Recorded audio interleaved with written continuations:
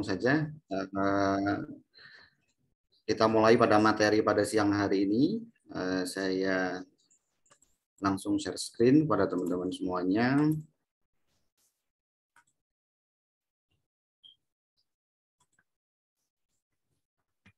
Ya, di siang hari ini kita akan sedikit banyak belajar dan diskusi terkait dengan penanggulangan kebakaran. Ya, materi tentang kebakaran ini mungkin menjadi cukup menarik buat kita semuanya. Karena apa? Kalau kita bisa lihat kasus kejadian kebakaran khususnya di wilayah daerah DKI Jakarta dan sekitarnya, mungkin teman-teman semuanya sudah bisa melihat dan mendengar dari beberapa stasiun televisi ataupun media massa yang beredar di lingkungan kita. Mungkin hampir tiap bulan atau mungkin tiap minggu itu ada kejadian kebakaran. Nah, kalau kita melihat kasus-kasus ini, berarti penting buat kita semuanya untuk tahu dan bagaimana cara bisa memahami terkait penanggulangan kebakaran, baik itu di lingkungan, khususnya di lingkungan tempat kerja kita masing-masing. Dan penanggulangan kebakaran ini bisa sangat bermanfaat buat kita semuanya, tidak hanya di lingkungan tempat kerja kita, akan tetapi juga bisa kita manfaatkan di mana saja dan kapan saja ketika kita berada baik itu di rumah ataupun sedang bepergian ke daerah manapun. Ya, langsung saja buat teman-teman semuanya, kenapa kita bicara terkait dengan manajemen penanggulangan kebakaran. Nah, dasar acuan kita membahas materi terkait ini, tentu kalau kita bicara tentang HSE, saya yakin teman-teman semuanya sudah sangat paham dan sangat familiar terkait dengan regulasi yang sudah ada, terutama di Undang-Undang Nomor 1 1970. Ya, kalau kita lihat di situ pada pasal 3 ayat 1 itu menyampaikan bahwa dengan peraturan perundang-undangan ditetapkan syarat-syarat keselamatan kerja. Ya, syaratnya seperti apa? Ya, untuk syaratnya yang pertama yaitu adalah kita diminta untuk bisa mencegah, mengurangi, dan memadamkan kebakaran. Mencegah dan mengurangi adanya peledakan.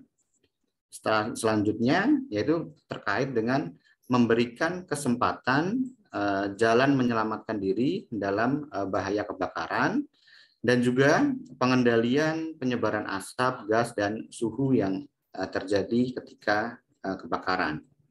Ya, kalau kita melihat di sini semuanya, teman-teman semuanya, di dalam undang-undang ini menginstruksikan kepada kita semuanya kita untuk dapat melakukan upaya-upaya pencegahan ketika sebelum terjadinya kebakaran, dan ketika terjadinya kebakaran bagaimana caranya kita bisa mengendalikan kebakaran ini, dan pasca terjadi kebakarannya itu kita juga bisa memulihkan atau melakukan rehabilitasi terkait kondisi yang terjadi. Ya. Kalau menurut pasal 9 ayat 3 buat teman-teman semuanya, ya di sini disebutkan bahwa pengurus itu wajib untuk membina K3 penanggulangan kebakaran. Nah, ini buat untuk teman-teman terutama yang di tempat kerja, ya. Membina K3 itu adalah sifatnya wajib. Ini adalah ketentuan dari perundang-undangan. Jadi silakan nanti buat teman-teman semuanya, kita bisa nanti ada setelah sesi ini ada sesi diskusi, kita bisa ngobrol bareng, diskusi bareng terkait bagaimana sih penerapan K3 khususnya di tempat kerja teman-teman semuanya. Ya. Kalau kita melihat dari peraturan Menteri Kemenaker tahun 99 terkait dengan penanggulangan kebakaran, yang dimaksud di situ dengan penanggulangan kebakaran itu apa sih? Yaitu adalah segala upaya untuk kita bisa mencegah timbulnya kebakaran dengan beberapa upaya. Nah, upaya yang bisa kita lakukan itu seperti apa sih? Ya. Yang pertama adalah pengendalian setiap perwujudan energi. Jadi teman-teman semuanya, khususnya di tempat kerja, teman-teman harus mulai bisa mengidentifikasi energi apa aja yang ada di tempat kerja yang bisa atau mungkin dapat menimbulkan adanya kebakaran ataupun menimbulkan panas yang bisa menimbulkan adanya kebakaran di tempat kerja. Terus selain itu adalah pengadaan dari sarana proteksi kebakaran. Nah, nanti teman-teman kita semuanya bisa melihat nih, di tempat kerja kita ini sudah ada sarana proteksi kebakarannya atau belum nih? Ya, kalau memang sudah ada, nanti kita kaji lagi sudah sesuai dengan standar atau belum. Ya, kalau memang belum ada, nanti baru kita ajukan nih untuk bisa melakukan pengadaan terkait sarana proteksi kebakaran sesuai dengan standar dan regulasi yang ada di Indonesia. Ya. Selain sarana proteksi kebakaran, yang tidak kalah penting adalah terkait dengan adanya sarana penyelamatan. Ya, hal ini menjadi poin yang sangat penting. Ya, hal ini kenapa menjadi poin sangat penting? Karena tanpa adanya sarana penyelamatan ini, mungkin ketika terjadi dalam kondisi emergensi, khususnya di bidang kebakaran, ini nanti bisa menimbulkan banyak sekali korban jiwa. Makanya butuh dan pentingnya adanya sarana penyelamatan. Sarana penyelamatan itu seperti apa sih? Nah, nanti kita bahas lebih detail lagi seperti apa sih sarana penyelamatan yang dibutuhkan khususnya di bidang kebakaran.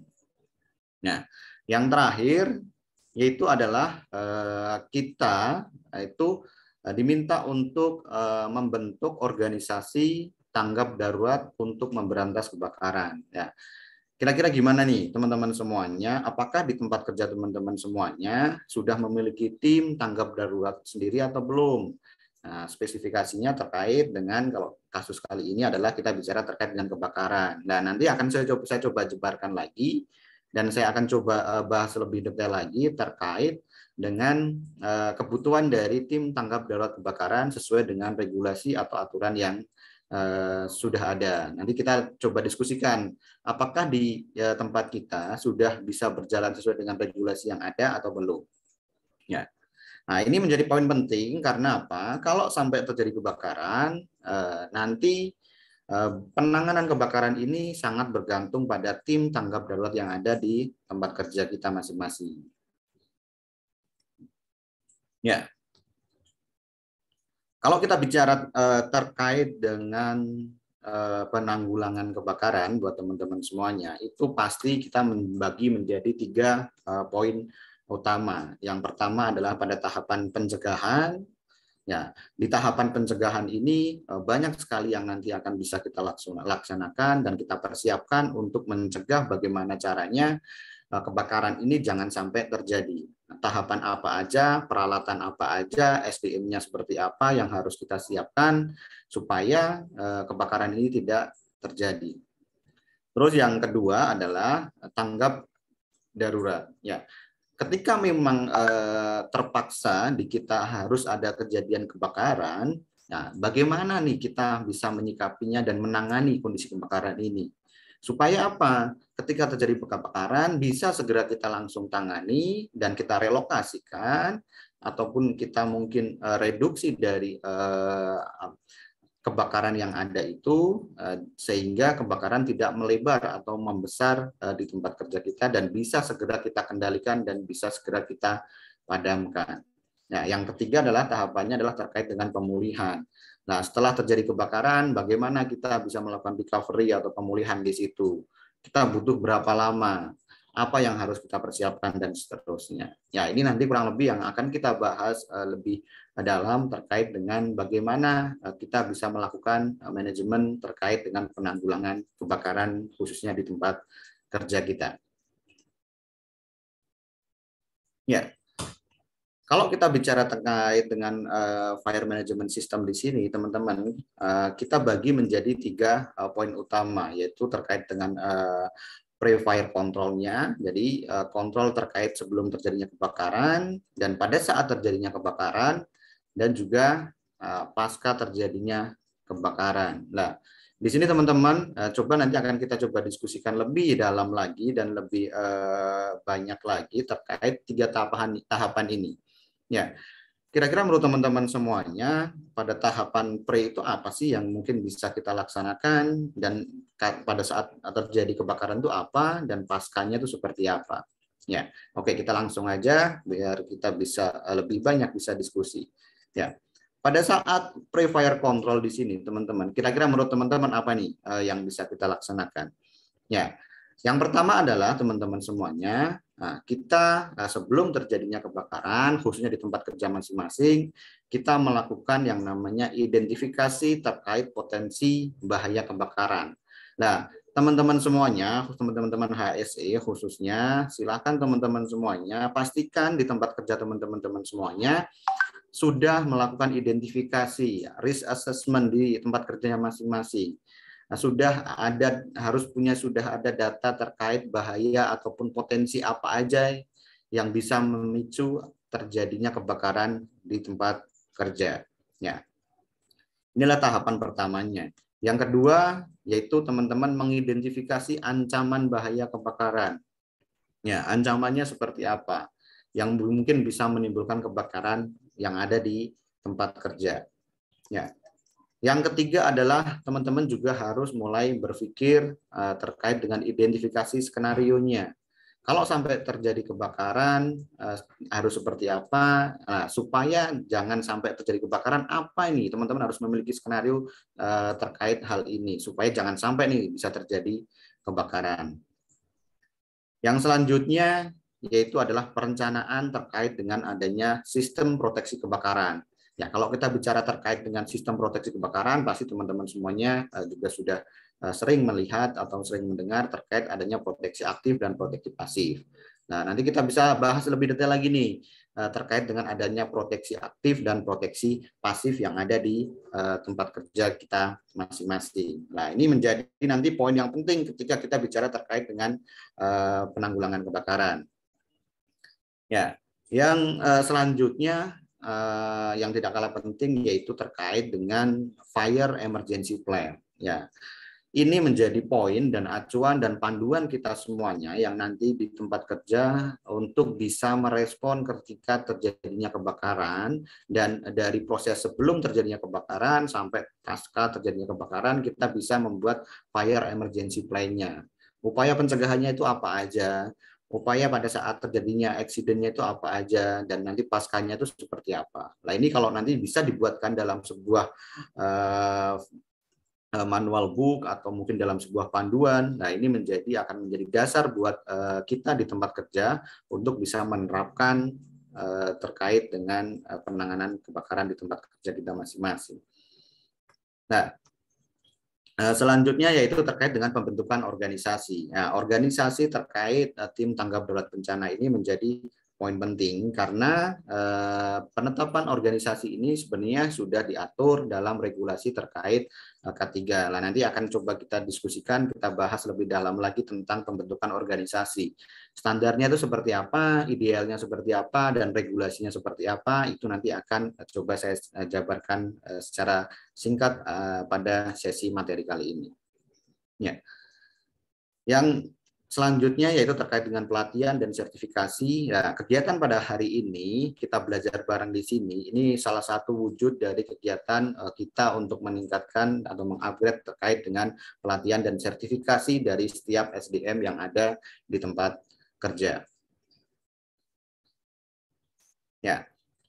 Terus yang selanjutnya yaitu terkait dengan work permit atau permit to work-nya. Jadi nanti teman-teman semuanya ada beberapa setelah teman-teman melakukan identifikasi area berbahaya, areanya di mana aja, dan itu harus nanti diatur juga siapa aja yang boleh masuk, siapa aja yang tidak boleh, yang siapa yang dapat akses dan tidak. Nah, itu harus diatur juga di situ. Hal ini berupaya untuk melakukan pencegahan terkait dengan terjadinya kebakaran di tempat kerja. Ya. Nah, yang selanjutnya adalah inspection dan testing. Ini yang menjadi salah satu poin cukup penting terkait dengan upaya pencegahan terkait kebakaran yang ada di tempat kerja. Kegiatan inspection dan testing ini menjadi sesuatu yang mungkin paling penting karena kegiatan ini dilakukan untuk memastikan bahwa semua sistem proteksi kebakaran yang ada di tempat kerja atau di dalam sebuah gedung ataupun di lingkungan tempat kerja itu bisa berfungsi dengan baik dan berfungsi semaksimal mungkin. Ya, tanpa adanya kita melakukan inspection dan testing ini, ya ini nanti risikonya sangat berat. Ketika terjadi kondisi emergensi, ternyata peralatan perlengkapan yang kita gunakan untuk pengendalian kebakaran ternyata tidak layak untuk digunakan. Nah, hal ini akan menjadi kendala penyebab untuk pengendalian terjadinya kebakaran. Nah, untuk mengurangi hal-hal seperti ini, maka perlunya adanya inspection dan testing terkait dengan sistem proteksi kebakaran yang ada di tempat kerja. Ya, yang terakhir yaitu adalah terkait dengan audit terkait sistem proteksi kebakaran. Nah, teman-teman semuanya, mungkin dalam setahun sekali kita bisa pindahkan untuk audit khususnya di tempat kerja untuk melihat sejauh mana nih kesiapan dan kelengkapan dari sistem proteksi kebakaran kita yang ada di tempat kerja kita masing-masing. Kalau memang masih ada sesuatu yang masih kurang atau perlu adanya perbaikan, nah dari sini ini nanti menjadi dasar kita untuk bisa memberikan rekomendasi buat kita semuanya kepada jajaran manajemen atau jajaran direksi yang ada di tempat kerja kita masing-masing. Ya, ini adalah hal-hal yang mungkin nanti bisa kita lakukan ketika pada fase pre-fire control-nya sebelum terjadinya kebakaran. Nah, pada saat terjadinya kebakaran apa nih yang harus bisa dan bisa kita laksanakan? Ya, ketika terjadi kebakaran, ada beberapa poin juga yang mungkin bisa kita laksanakan. Salah satunya yang pertama tadi adalah fire emergency response-nya. Ya, bagaimana nih kita bisa merespon ketika terjadi kebakaran? Siapa berbuat apa? Kita harus melapor kemana? Siapa harus berkoordinasi? Dan siapa yang harus bertugas memadamkan kebakaran? Siapa yang harus menghubungi teman-teman dinas pemadam kebakaran? Nah, ini nanti harus sudah dibentuk dan sudah biasa dilaksanakan, dibuatkan pelatihan, dibuatkan simulasi terkait dengan fire emergency response ini. Ya, nah ketika ini sudah berjalan dengan baik, nanti secara langsung, secara mungkin dalam implementasi di lapangan, teman-teman nanti akan menjadi terbiasa. Harapannya kalau teman-teman sudah menjadi terbiasa, ini akan menjadi sebuah budaya ketika terjadi kondisi emergensi. Jadi teman-teman tidak perlu berpikir lagi, teman-teman tidak perlu bingung lagi terkait ketika terjadi emergensi, teman-teman sudah tahu dan paham apa yang harus dilaksanakan. Ya. Nah, deteksi ini adalah salah satu sistem dari deteksi kebakaran. Jadi, kenapa harus ada deteksi? Ini menjadi poin cukup penting juga. Karena apa? Nah, teman-teman mungkin sudah tahu semuanya. Butuh berapa lama sih dari api awal sampai api itu sudah tidak bisa dikendalikan? Ya. Nah, dari titik api awal muncul sampai api tidak bisa dikembalikan itu mungkin sekitar 3 menit itu api itu sudah mulai besar dan akan sulit untuk dikendalikan. Nah, makanya pentingnya deteksi awal ini menjadi sangat penting sekali. Jadi ketika sudah ada indikasi adanya panas, indikasi adanya kebakaran, harus segera mungkin untuk bisa terdeteksi dan segera kita lakukan tindakan. Ya. Telat sedikit saja mungkin itu bisa sudah sangat susah untuk bisa dikendalikan. Makanya pentingnya adanya sistem deteksi atau proteksi terkait dengan deteksi awal terkait dengan adanya kebakaran ini. Alarm, ya teman-teman, pasti ketika kita bicara tentang sistem proteksi kebakaran, ada deteksi dan ada alarm juga.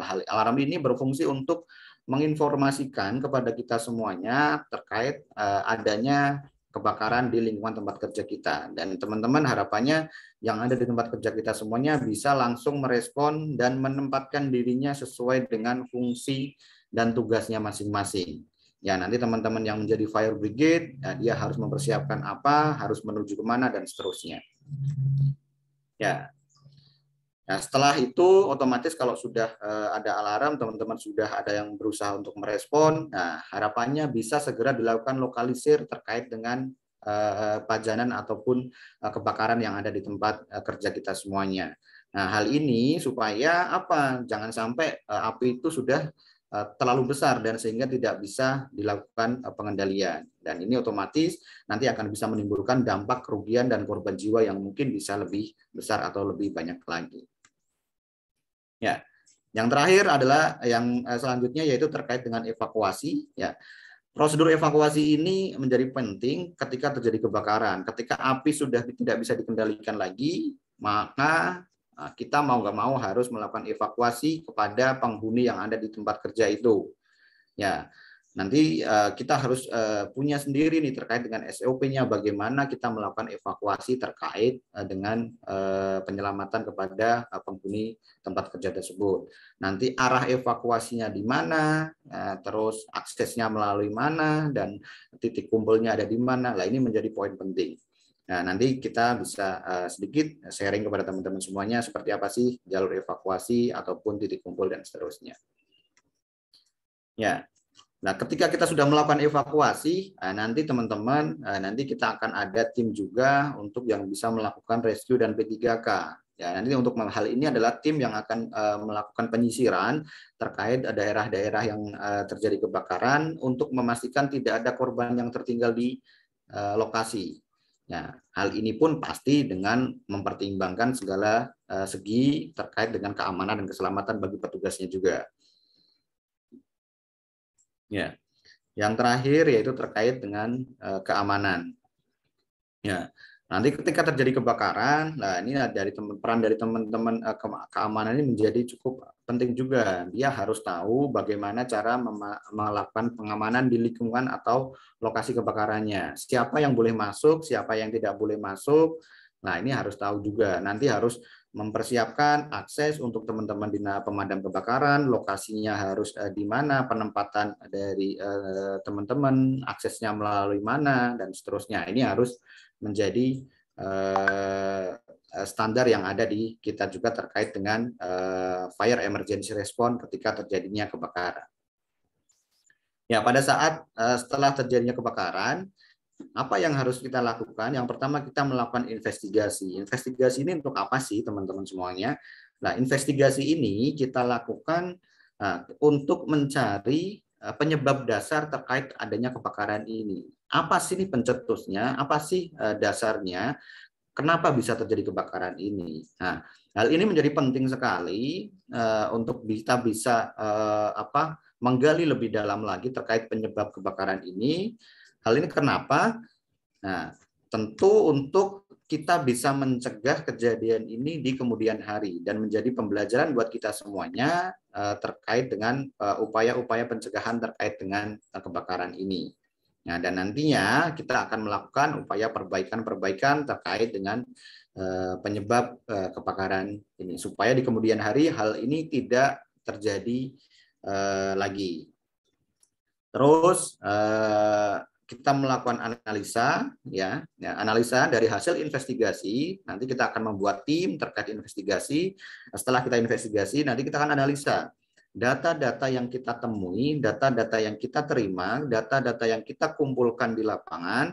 Nanti kita akan coba analisakan. Nah, dari analisa ini mungkin akan muncul beberapa rekomendasi-rekomendasi yang mungkin akan kita berikan untuk upaya perbaikan yang kita ajukan kepada manajemen atau direksi di tempat kerja kita supaya hal seperti ini tidak terjadi kembali.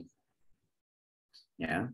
Terus yang terakhir adalah terkait dengan rehabilitasi, upaya untuk pemulihannya. Nah, kira-kira ini yang menjadi poin penting sebenarnya buat teman-teman semuanya. Ini menjadi rehabilitasi, ini menjadi poin yang mungkin sedikit kadang terabaikan dan terlupakan di sini.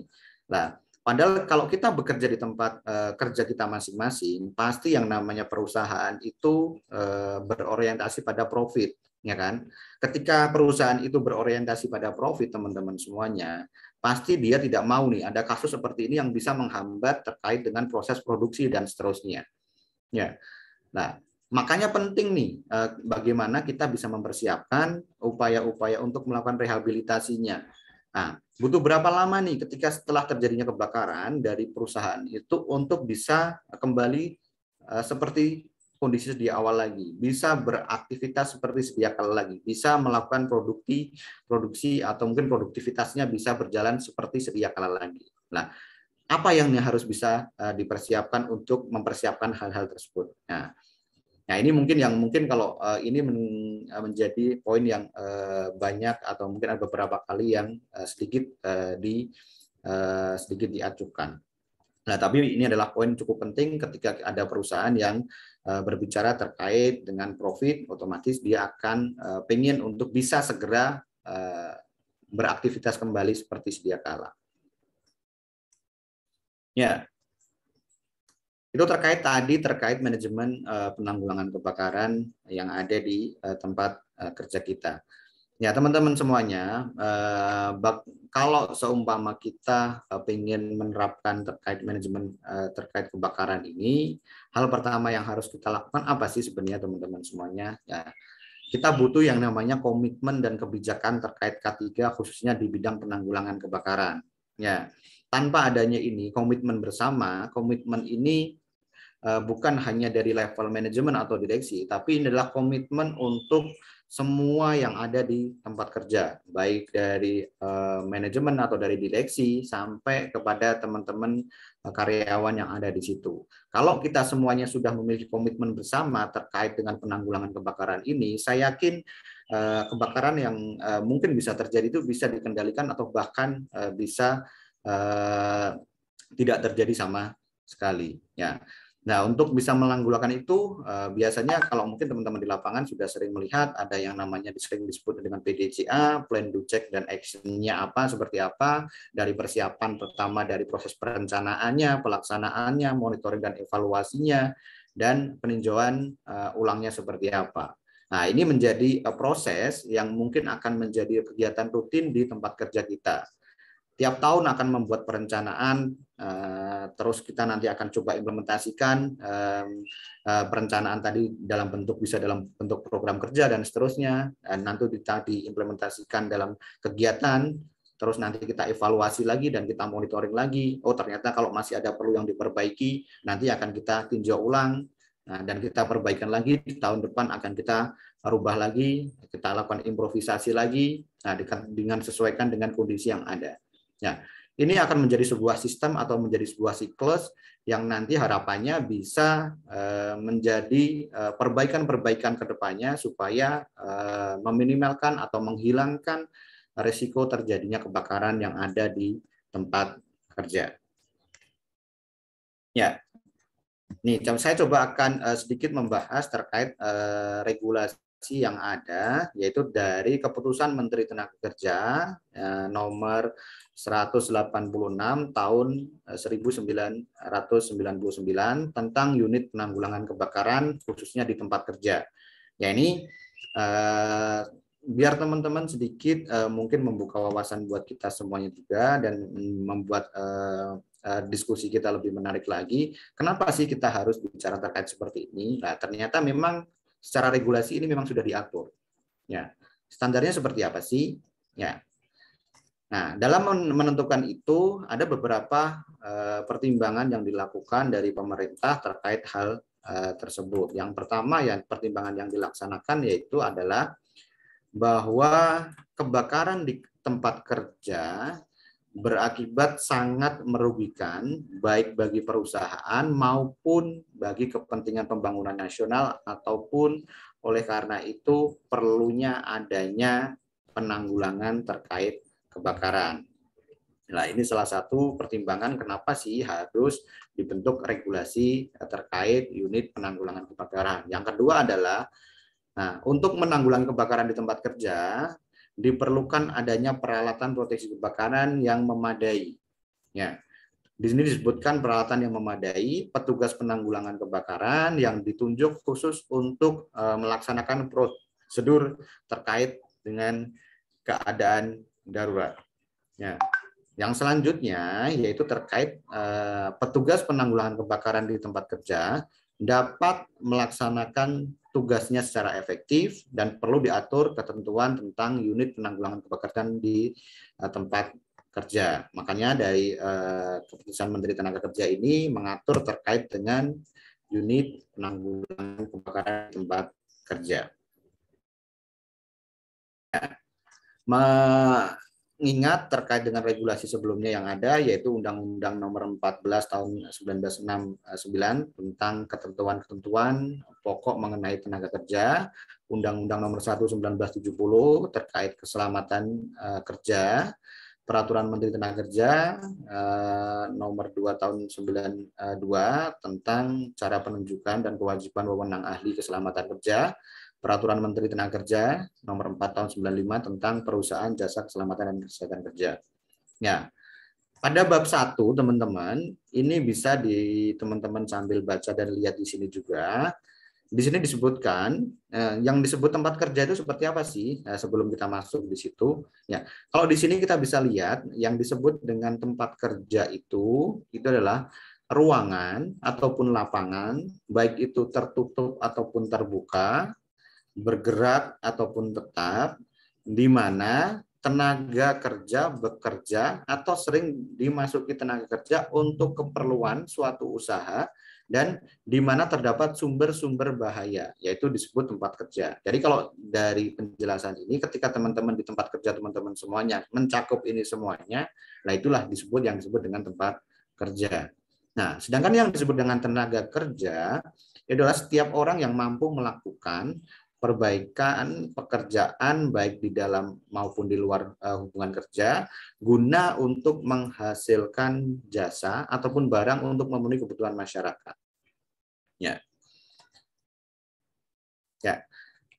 Kalau berdasarkan keputusan Menteri Tenaga Kerja tahun 99 ini, yang dimaksud dengan penanggulangan kebakaran itu apa sih? Dari tadi kita bahas terkait penanggulangan kebakaran. Jadi kalau kita lihat di sini, yang dimaksud dengan penanggulangan kebakaran itu adalah segala upaya yang kita lakukan untuk mencegah timbulnya kebakaran dengan berbagai upaya pengendalian setiap perwujudan energi. Ya, energi tadi kita melakukan identifikasi apa aja yang ada di tempat kerja, pengadaan sarana proteksi kebakaran, dan sarana penyelamatan, dan pembentukan organisasi terkait tanggap darurat kebakaran. Ya, kalau di sini terkait dengan unit penanggulangan kebakaran adalah unit kerja yang dibentuk dan ditugasi oleh kementerian untuk menangani masalah penanggulangan kebakaran di tempat kerja, meliputi kegiatan dari proses administrasi, identifikasi sumber bahaya, melakukan pemeriksaan, melakukan perbaikan terkait dengan sistem proteksi kebakaran. Ya, kalau yang dimaksud dengan petugas peran penanggulangan kebakaran adalah petugas yang ditunjuk ataupun diserai tugas tambahan untuk melakukan identifikasi sumber-sumber bahaya dan melaksanakan upaya-upaya terkait dengan penanggulangan kebakaran. Ya. Ya. Regu penanggulangan kebakaran, teman-teman semuanya, itu adalah satuan tugas yang memiliki tugas khusus ya ataupun fungsional di bidang penanggulangan kebakaran. Ya, kalau yang disebut dengan ahli keselamatan kerja atau ahli K3 di sini adalah tenaga ahli yang berkeahlian khusus di bidang penanggulangan kebakaran dari luar Departemen Tenaga Kerja dan ditunjuk oleh Menteri Tenaga Kerja. Jadi biasanya kalau yang namanya ahli K3 akan dibuktikan dengan adanya SKP atau surat keputusan penunjukan dari Kementerian Tenaga Kerja. Nah, pengawas atau pegawai pengawas adalah pegawai teknis berkeahlian khusus dari Departemen Tenaga Kerja yang ditunjuk oleh Menteri Tenaga Kerja untuk melakukan proses pengawasan di tempat kerja. Kalau pengurus, nah, kalau kita bicara terkait dengan pengurus, itu adalah orang yang mempunyai tugas memimpin langsung suatu tempat kerja pada bagiannya sendiri.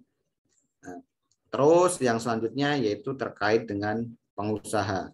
Pengusaha itu apa sih di sini? Kalau di sini yang disebut dengan pengusaha itu adalah orang atau perseorangan ataupun persekutuan di situ ataupun badan hukum yang menjalankan suatu perusahaan milik sendiri ataupun orang perseorangan, persekutuan ataupun badan hukum yang menjalankan suatu perusahaan milik sendiri dan juga orang ataupun perseorangan yang menjalankan hukum menjalankan persekutuan ataupun badan hukum yang berada di Indonesia mewakili perusahaan sebagai yang dimaksud pasal pada ayat 1 dan 2 dan dia berkedudukan di luar negeri atau di wilayah Indonesia.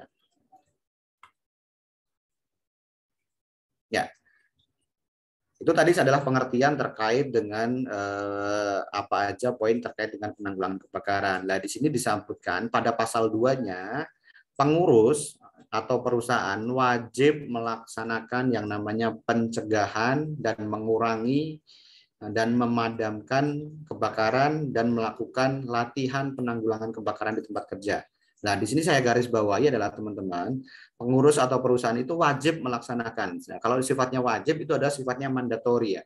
Nah, makanya ini menjadi poin yang paling penting dalam penerapan penanggulangan kebakaran yang ada di tempat kerja.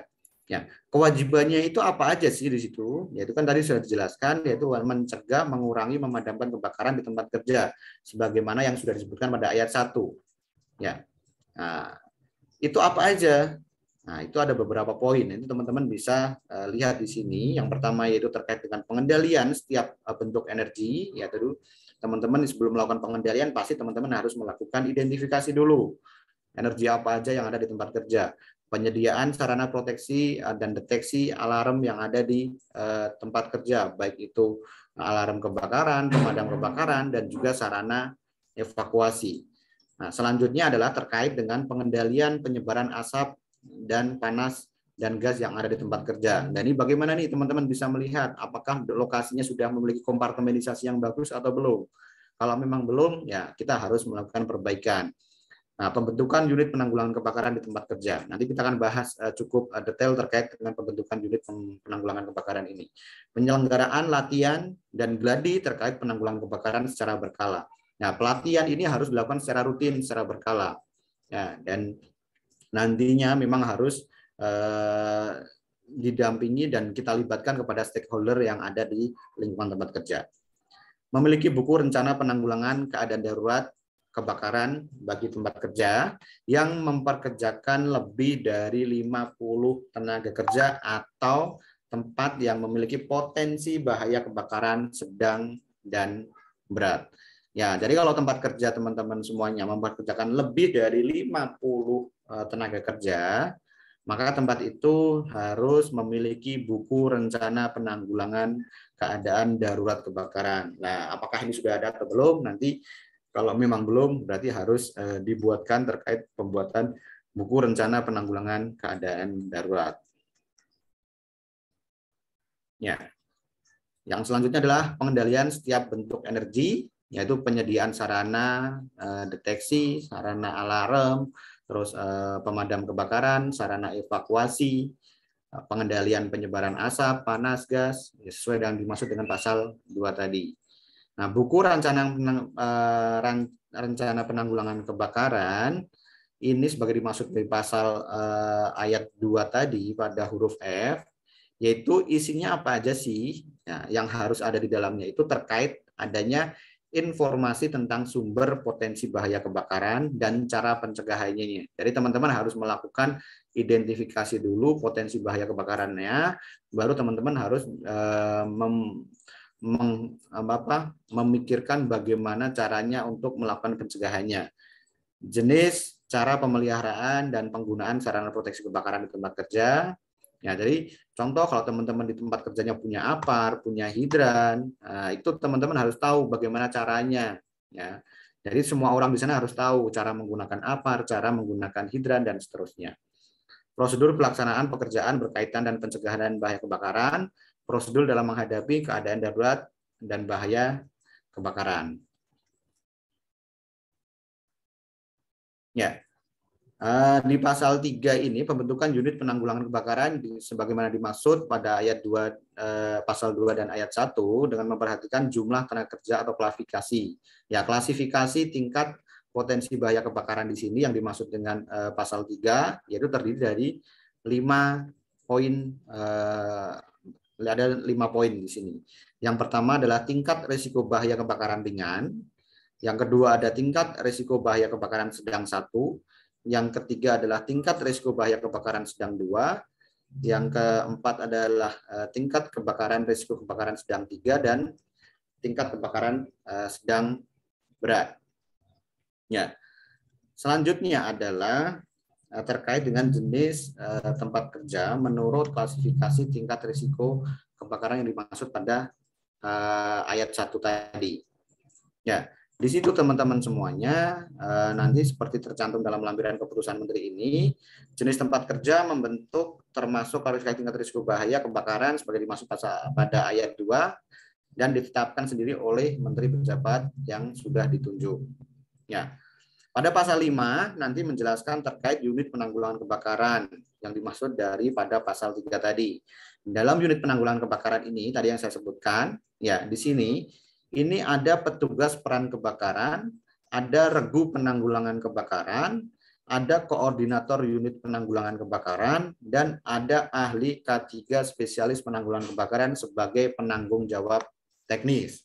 Nah, ini adalah poin-poin yang nanti harus ada di unit penanggulangan kebakarannya. Ya. Sedangkan di pasal 6-nya teman-teman semuanya, petugas peran kebakaran sebagaimana dimaksud pada pasal 5, nah itu sekurang-kurangnya adalah 2 orang untuk setiap jumlah tenaga kerjanya adalah 25. Nah, ini dari kebutuhannya. Jadi setiap 25 karyawan kita harus memiliki sekurang-kurangnya 2. Terus regu penanggulangan kebakaran dan ahli K3 spesialis penanggulangan kebakaran sebagaimana pasal 5 huruf B dan huruf D ditetapkan untuk tempat kerja tingkat risiko berbahaya ringan dan sedang 1 yang mempekerjakan tenaga kerja lebih atau sekitar 300 orang atau lebih. Dan setiap tempat kerja tingkat risiko bahaya kebakaran sedang 2, sedang 3, dan sedang berat. Ya, jadi kalau di tempat kerja teman-teman semuanya itu ada lebih dari 300 karyawan, berarti kita harus memiliki regu penanggulangan kebakaran dan ahli K3 spesialis penanggulangan kebakaran. Yang ketiga adalah terkait dengan koordinator unit penanggulangan kebakaran sebagai dimaksud pada pasal 5, yaitu huruf C ditetapkan bahwa unit tempat kerja dengan tingkat risiko bahaya kebakaran ringan dan sedang 1, sekurang-kurangnya adalah 1 orang untuk setiap jumlah tenaga kerja 100. Jadi kalau karyawan ada 300 berarti butuhnya adalah 3 orang. Ya, untuk tempat kerja dengan tingkat risiko bahaya kebakaran sedang 2 ataupun sedang 3 dan juga risiko kebakaran berat, sekurang-kurangnya adalah dibutuhkan 1 orang untuk setiap unit kerja.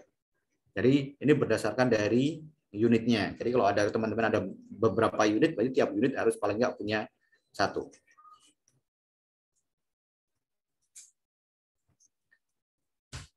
Ya, itu adalah tadi regulasi terkait dengan penanggulangan kebakaran. Ya, di sini tadi sebenarnya di awal sudah sedikit saya gambarkan, tapi ini biar untuk lebih sedikit memudahkan teman-teman semuanya untuk memberikan gambaran terkait dengan penanggulangan kebakaran. Ya, tadi yang sesuai dengan regulasi yang disampaikan adalah yang dilakukan adalah pengendalian energi pada saat sebelum terjadinya kebakarannya, perannya, terus kita mempersiapkan sistem proteksi kebakaran. Ya, sistem proteksi kebakaran itu dari sistem proteksi kebakaran pasif maupun proteksi kebakaran aktif. Ya, pasif itu salah satunya adalah kompartementasi dan sarana evakuasi. Nah, apakah ini sudah ada atau belum lah nanti teman-teman bisa lihat lagi di tempat kerjanya. Sudah memiliki belum kompartementasi dan sarana evakuasi. Yang kedua adalah terkait aktif proteksi aktif, yaitu fire equipment untuk proteksi kebakaran aktif. Ya, tadi yang salah satunya adalah seperti adanya APAR, hidran, ya, terus deteksi alarm dan seterusnya. Terus yang selanjutnya adalah fire emergency response plan, pembinaan dan pelatihan. Ya, tadi ada lagi juga terkait dengan pemeriksaan, terus uji coba dan seterusnya. Ya. Ketika terjadi kebakaran, yaitu adanya deteksi alarm, pemadaman, lokalisir, evakuasi, dan pengamanan. Sesudahnya adalah investigasi, analisis, rekomendasi. Tadi sudah kita bahas kurang lebih detail. Ya, sumber panas itu ada apa aja sih teman-teman yang bisa menimbulkan panas yang ada di tempat kerja? Yang pertama adalah adanya api terbuka, terus adanya instalasi kelistrikan, terus adanya pengelasan, adanya mekanikal, peledakan, orang merokok, arson. Arson itu adalah orang yang dianggap biasanya memang sengaja untuk melakukan pembakaran, adanya reaksi kimia, dan adanya faktor alam, contoh adanya petir, dan seterusnya. Nah, ini regulasi terkait dengan pengendalian energi, sarana proteksi kebakaran, dan manajemen K3. Nanti teman-teman bisa kita share materinya, teman-teman bisa lihat dan baca sendiri untuk lebih detailnya. Ya, untuk pengendalian bahan kimia di tempat kerja, teman-teman semuanya, teman-teman yang pertama yaitu adalah harus memiliki terkait dengan lembar data keselamatan bahan, LDKB atau yang sering kita sebut dengan MSDS. Terus teman-teman juga harus paham dan selalu ada terkait label dan simbol terkait bahaya di tempat kerja. Terus risk assessment ya, atau dengan menggunakan metode HAZOP juga bisa. Terus penunjukan petugas dan ahli K3 terkait kebakaran. Ya, ini adalah contoh buat teman-teman semuanya terkait dengan sistem proteksi kebakaran, khususnya adalah sistem proteksi kebakaran pasif. Tadi disebutkan bahwa sistem proteksi kebakaran itu, sistem proteksi kebakaran pasif itu apa aja sih? Yaitu adalah sarana evakuasi, arah evakuasi, pintu darurat, penggunaan fire retardant, kompartementasi, pressure fan, dan seterusnya. Nah, ini adalah contoh aja arah jalur evakuasi buat kita semuanya untuk nanti menginfokan kepada seluruh pengguna atau mungkin pekerja yang ada di tempat kerja untuk menuju lokasi aman atau titik kumpul yang sudah ditentukan. Nah, terus menunjukkan arah menuju tangga darurat. Nah, ini adalah sarana evakuasi yang nanti akan dibutuhkan khususnya di sistem proteksi pasif. Nah, di tangga darurat yaitu nanti di pintu-pintu darurat untuk menuju tangga darurat itu biasanya menggunakan push bar to open di situ secara otomatis. Jadi teman-teman kalau dalam kondisi emergensi tinggal ditekan dan didorong, nah, itu bisa otomatis langsung membuka, dan itu adalah pintu ini sifatnya adalah satu arah, jadi cuma bisa dibuka dari satu arah. Ya, ini atau pintu ini adalah biasa sering kita sebut dengan handle dengan panic button ya teman-teman semuanya. Jadi kalau dalam kondisi panik teman-teman tinggal dorong, jadi tidak perlu mikir harus bukanya seperti apa. Ya, ini terkait contoh aja buat teman-teman semuanya terkait dengan sistem proteksi kebakaran pasifnya. Nah, ini terkait dengan sistem kebakaran aktifnya. Nah, teman-teman bisa lihat di situ ada apa aja di situ. Ya, di situ teman-teman bisa melihat ada APAR, ada hidran, ada mungkin sprinkler, ada alarm, ada hidran gedung, ada hidran outdoor, ada mungkin ada smoke detector, ataupun alarm-alarm yang lainnya. Nah, ini adalah contoh buat teman-teman semuanya terkait dengan proteksi kebakaran aktif. Ya, sistem deteksi dan alarm yang mampu memberikan informasi tanda bahaya yang cepat dan akurat. Nah, kenapa mungkin di tempat kerja itu harus ada terkait sprinklernya, ada smoke detektornya, ada mungkin heat detektornya, yaitu adalah supaya tadi sesuai dengan apa yang saya sampaikan di awal, bagaimana caranya kita bisa melakukan deteksi dini terkait dengan indikasi adanya kebakaran, sehingga penanganannya bisa dilaksanakan dengan lebih cepat dan lebih akurat. Ya, ini gambaran singkat aja buat teman-teman semuanya terkait dengan instalasi alarm kebakaran secara otomatis, yaitu berdasarkan Peraturan Menteri Tenaga Nomor 2 Tahun 83. Ya, teman-teman di situ ruang lingkupnya adalah terkait dengan perencanaan, pemasangan, pemeriksaan, pengujian, dan pemeliharaan. Ya, perencanaan pemasangan itu terkait apa? Pemasangan terkait dengan audible alarm, visible alarm, detektor, tombol, dan master control fire alarmnya. Nah, cara kerjanya seperti apa teman-teman semuanya? Ya, jadi ini ada manual bottom-nya juga. Jadi ketika dalam sistem itu teman-teman deteksinya belum aktif dan teman-teman ada yang bisa sudah melihat terjadinya ada indikasinya kebakaran, teman-teman bisa melakukan manual pengaktifan kode kebakarannya. Jadi tinggal tekan tombolnya, nanti sistemnya akan otomatis berjalan sesuai dengan prosedur yang sudah ada. Ini kalau teman-teman lihat di sini, nanti teman-teman tekan tombol manualnya, tombol manual ini akan mengirimkan sinyal kepada master control fire alarmnya. Nanti di situ dia akan mengirimkan sinyal kepada audible alarm dan visible alarm. Nah, untuk menginformasikan kepada seluruh tenaga kerja ataupun orang yang ada di tempat kerja terkait adanya indikasi kebakaran di tempat kerja. Ya, ini teman-teman, semua ini contoh aja untuk zona deteksinya. Ini ada beberapa contoh, yaitu kalau nyala itu biasanya menggunakan infrared ya teman-teman semuanya. Kalau panas itu biasanya menggunakan heat detector, asap itu adalah menggunakan smoke detector. Nah ini teman-teman kita bagi menjadi beberapa zona, ada zona 1, 2, dan 3. Ya, untuk standar pemasangannya ini adalah kalau ruangan tanpa sekat itu untuk ruangan kurang lebih sekitar 2.000 meter persegi. Sedangkan ruangan dengan sekat itu standar sekat itu maksimal adalah di 1.000 meter persegi. Ya. Teman-teman semuanya, teman-teman bisa melihat di sini semuanya. Ini contoh aja gambaran sedikit terkait bagaimana sih proses ataupun sistem kerja dari sistem proteksi kebakaran yang ada di tempat kerja. Ya, di sini teman-teman bisa melihat ada yang namanya detektor kebakaran. Ya, ini contoh ini bisa heat detector ataupun smoke detector ataupun detektor yang lainnya. Terus ada juga sprinkle di sini ataupun ada pompa hidran di sini. Ya, terus ada AC dan ada lift, dan juga ada pressure fan yang ada di sini.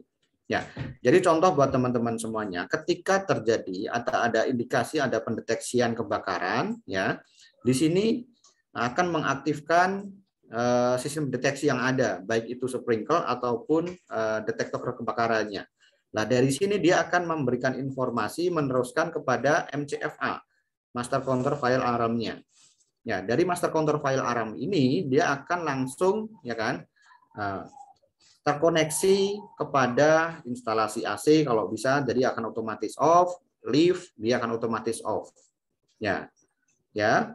Terus pressure fan di tangga darurat dia akan otomatis on. Nah, ini adalah gambaran interconnecting yang harapannya bisa secara otomatis terkoneksi untuk sistem proteksi kebakaran yang ada. Dan dia juga akan mengaktifkan pompa hidran untuk suplai daya air ke bangunan ataupun gedung di tempat kerja untuk bisa memadamkan kebakaran yang ada di tempat kerja. Nah, ini kurang lebih gambaran singkat terkait dengan implementasi dari interconnecting sistem proteksi kebakaran yang ada di tempat kerja kita. Nah, terus ada juga terkait dengan APAR atau alat pemadam kebakaran ringan. Ini regulasinya ada di Permenaker nomor 4 tahun 80. Ya, APAR ini harus selalu ada dan harus siap digunakan kapan aja dan di mana saja. Nah, untuk jenis dan ukurannya disesuaikan dengan kebutuhan yang ada di lapangan. Intinya adalah dalam memasang APAR ini mudah dilihat dan mudah diambil, kondisinya baik, setiap orang dapat mengoperasikan. Jadi APAR ini semua tenaga kerja harus bisa menggunakannya, ya, tanpa terkecuali ya teman-teman semuanya. Nah, terus dilakukan pemeriksaan dan pengujian secara berkala. Jadi dari teman-teman khususnya HSE harus melakukan pemeriksaan dan pengujian secara berkala terkait APAR ini. Nah, sesuai dengan peraturan Menteri nomor 4 tahun 80, di sini teman-teman semuanya ataupun di NFPA di sini, kebakaran itu klasifikasi kebakaran itu dibagi menjadi 4. Ada klasifikasi kelas A, B, C, dan D. Ya, kalau kebakaran kelas A itu berdasarkan dari bahan kebakarannya itu adalah berdasarkan dari benda padat kecuali logam. Benda padat kecuali logam itu seperti apa? Yaitu kurang lebih kayak contoh ada kayu, ada kertas, dan seterusnya. Terus kelas B itu adalah kebakaran benda cair atau gas. Ya, jadi kalau yang terbakar itu benda cair ataupun gas itu masuk kategori kebakaran kelas B. Di kelas C itu ada kebakaran pada sarana proteksi atas sarana kelistrikan ya ataupun yang listrik bertegangan tinggi. Kelas D adalah kebakaran yang terjadi pada logam. Ya.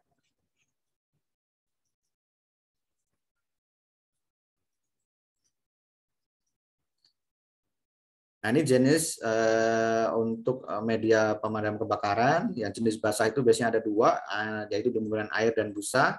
Yang kering itu dry powder, CO2, dan clean agent. Ya.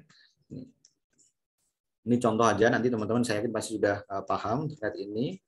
Ya, Yang perlu diperhatikan teman-teman semuanya dalam perencanaan kebutuhan APAR, ya itu yang menjadi penting.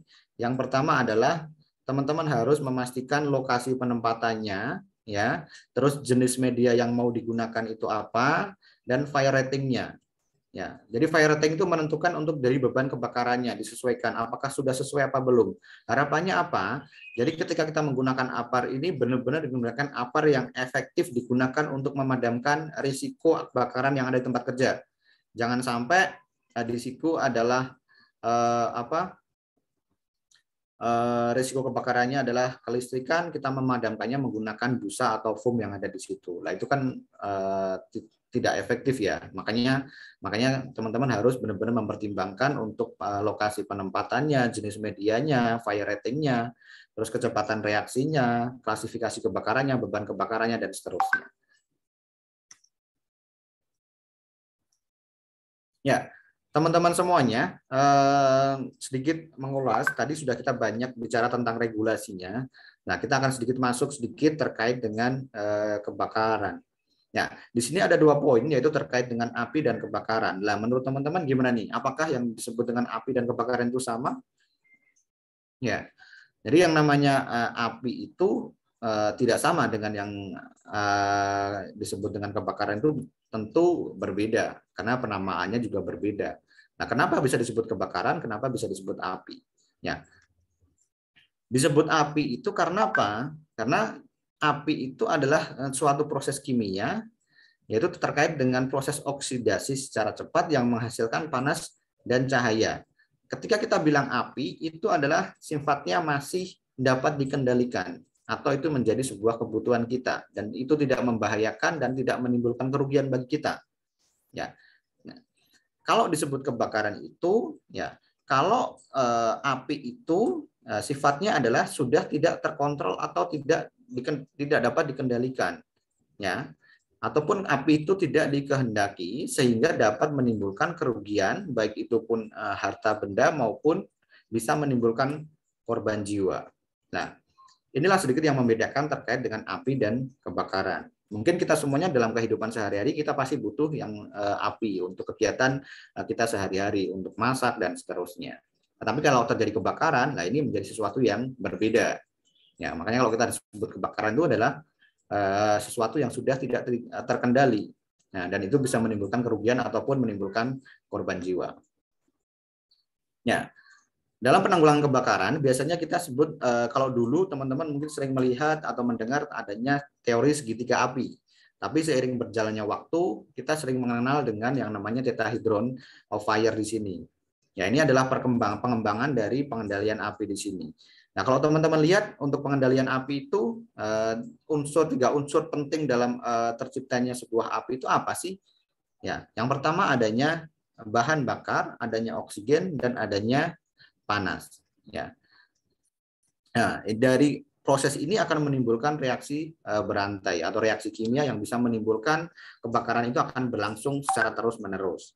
Ya, ya, cara memadamkan kebakaran itu seperti apa sih sebenarnya teman-teman semuanya?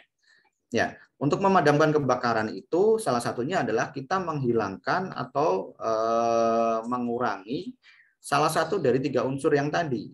Ya, kalau kita mau menghilangkan yang dihilangkan itu adalah oksigen, ya itu menggunakan prinsip smothering. Sedangkan yang mau kita hilangkan adalah panasnya, itu adalah menggunakan prinsip cooling. Jadi ini paling sering digunakan nih, prinsip cooling ini paling banyak, yaitu untuk menurunkan tingkat panasnya. Dan yang terakhir yaitu kalau kita mau menghilangkan bahan bakarnya, contoh tadi bahan bakarnya apa yang menyebabkan kebakaran, kayu, kertas, dan seterusnya, nah itu menggunakan prinsip start spacing. Nah, teman-teman semuanya, jadi ketika kita ingin memadamkan kebakaran itu teman-teman banyak yang harus kita pertimbangkan juga.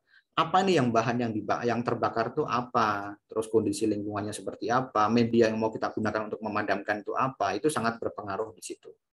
Ya. Ya. Ini sama, kurang lebih sama tadi. Bagaimana cara kita memadamkan, apakah menggunakan teknik cooling, smothering, ataupun starvasing, ataupun menggunakan dilusing. Ya. Nah, ini sedikit gambaran buat teman-teman semuanya terkait dengan klasifikasi dan jenis media pemadaman kebakaran yang efektif. Tadi kalau kelas A, yang paling efektif itu adalah menggunakan air, busa tidak kurang efektif, ya tidak efektif, powder dapat digunakan, ya. Kalau clean agent tidak efisien. Ya, ini teman-teman nanti bisa lihat sendiri ya teman-teman semuanya. Ini sudah ada. Jadi kalau untuk klasifikasi bakaran, kenapa dibuat seperti ini teman-teman semuanya? Harapannya untuk apa? Untuk semua risiko bahaya kebakaran di tempat teman-teman semuanya bisa disesuaikan dengan media pemadamannya. Jangan sampai contoh bahan yang terbakar itu adalah air atau bahan cair, bisa BBM, minyak, dan seterusnya. Nah, terus kita memadamkannya menggunakan air. Apa yang terjadi? Bukannya padam, tapi akan menjadi semakin besar dan melebar kemana-mana. Nah, ini adalah cara pemadaman yang kurang sesuai dan kurang efektif. Ya, makanya kalau untuk pemadaman itu harus disesuaikan dengan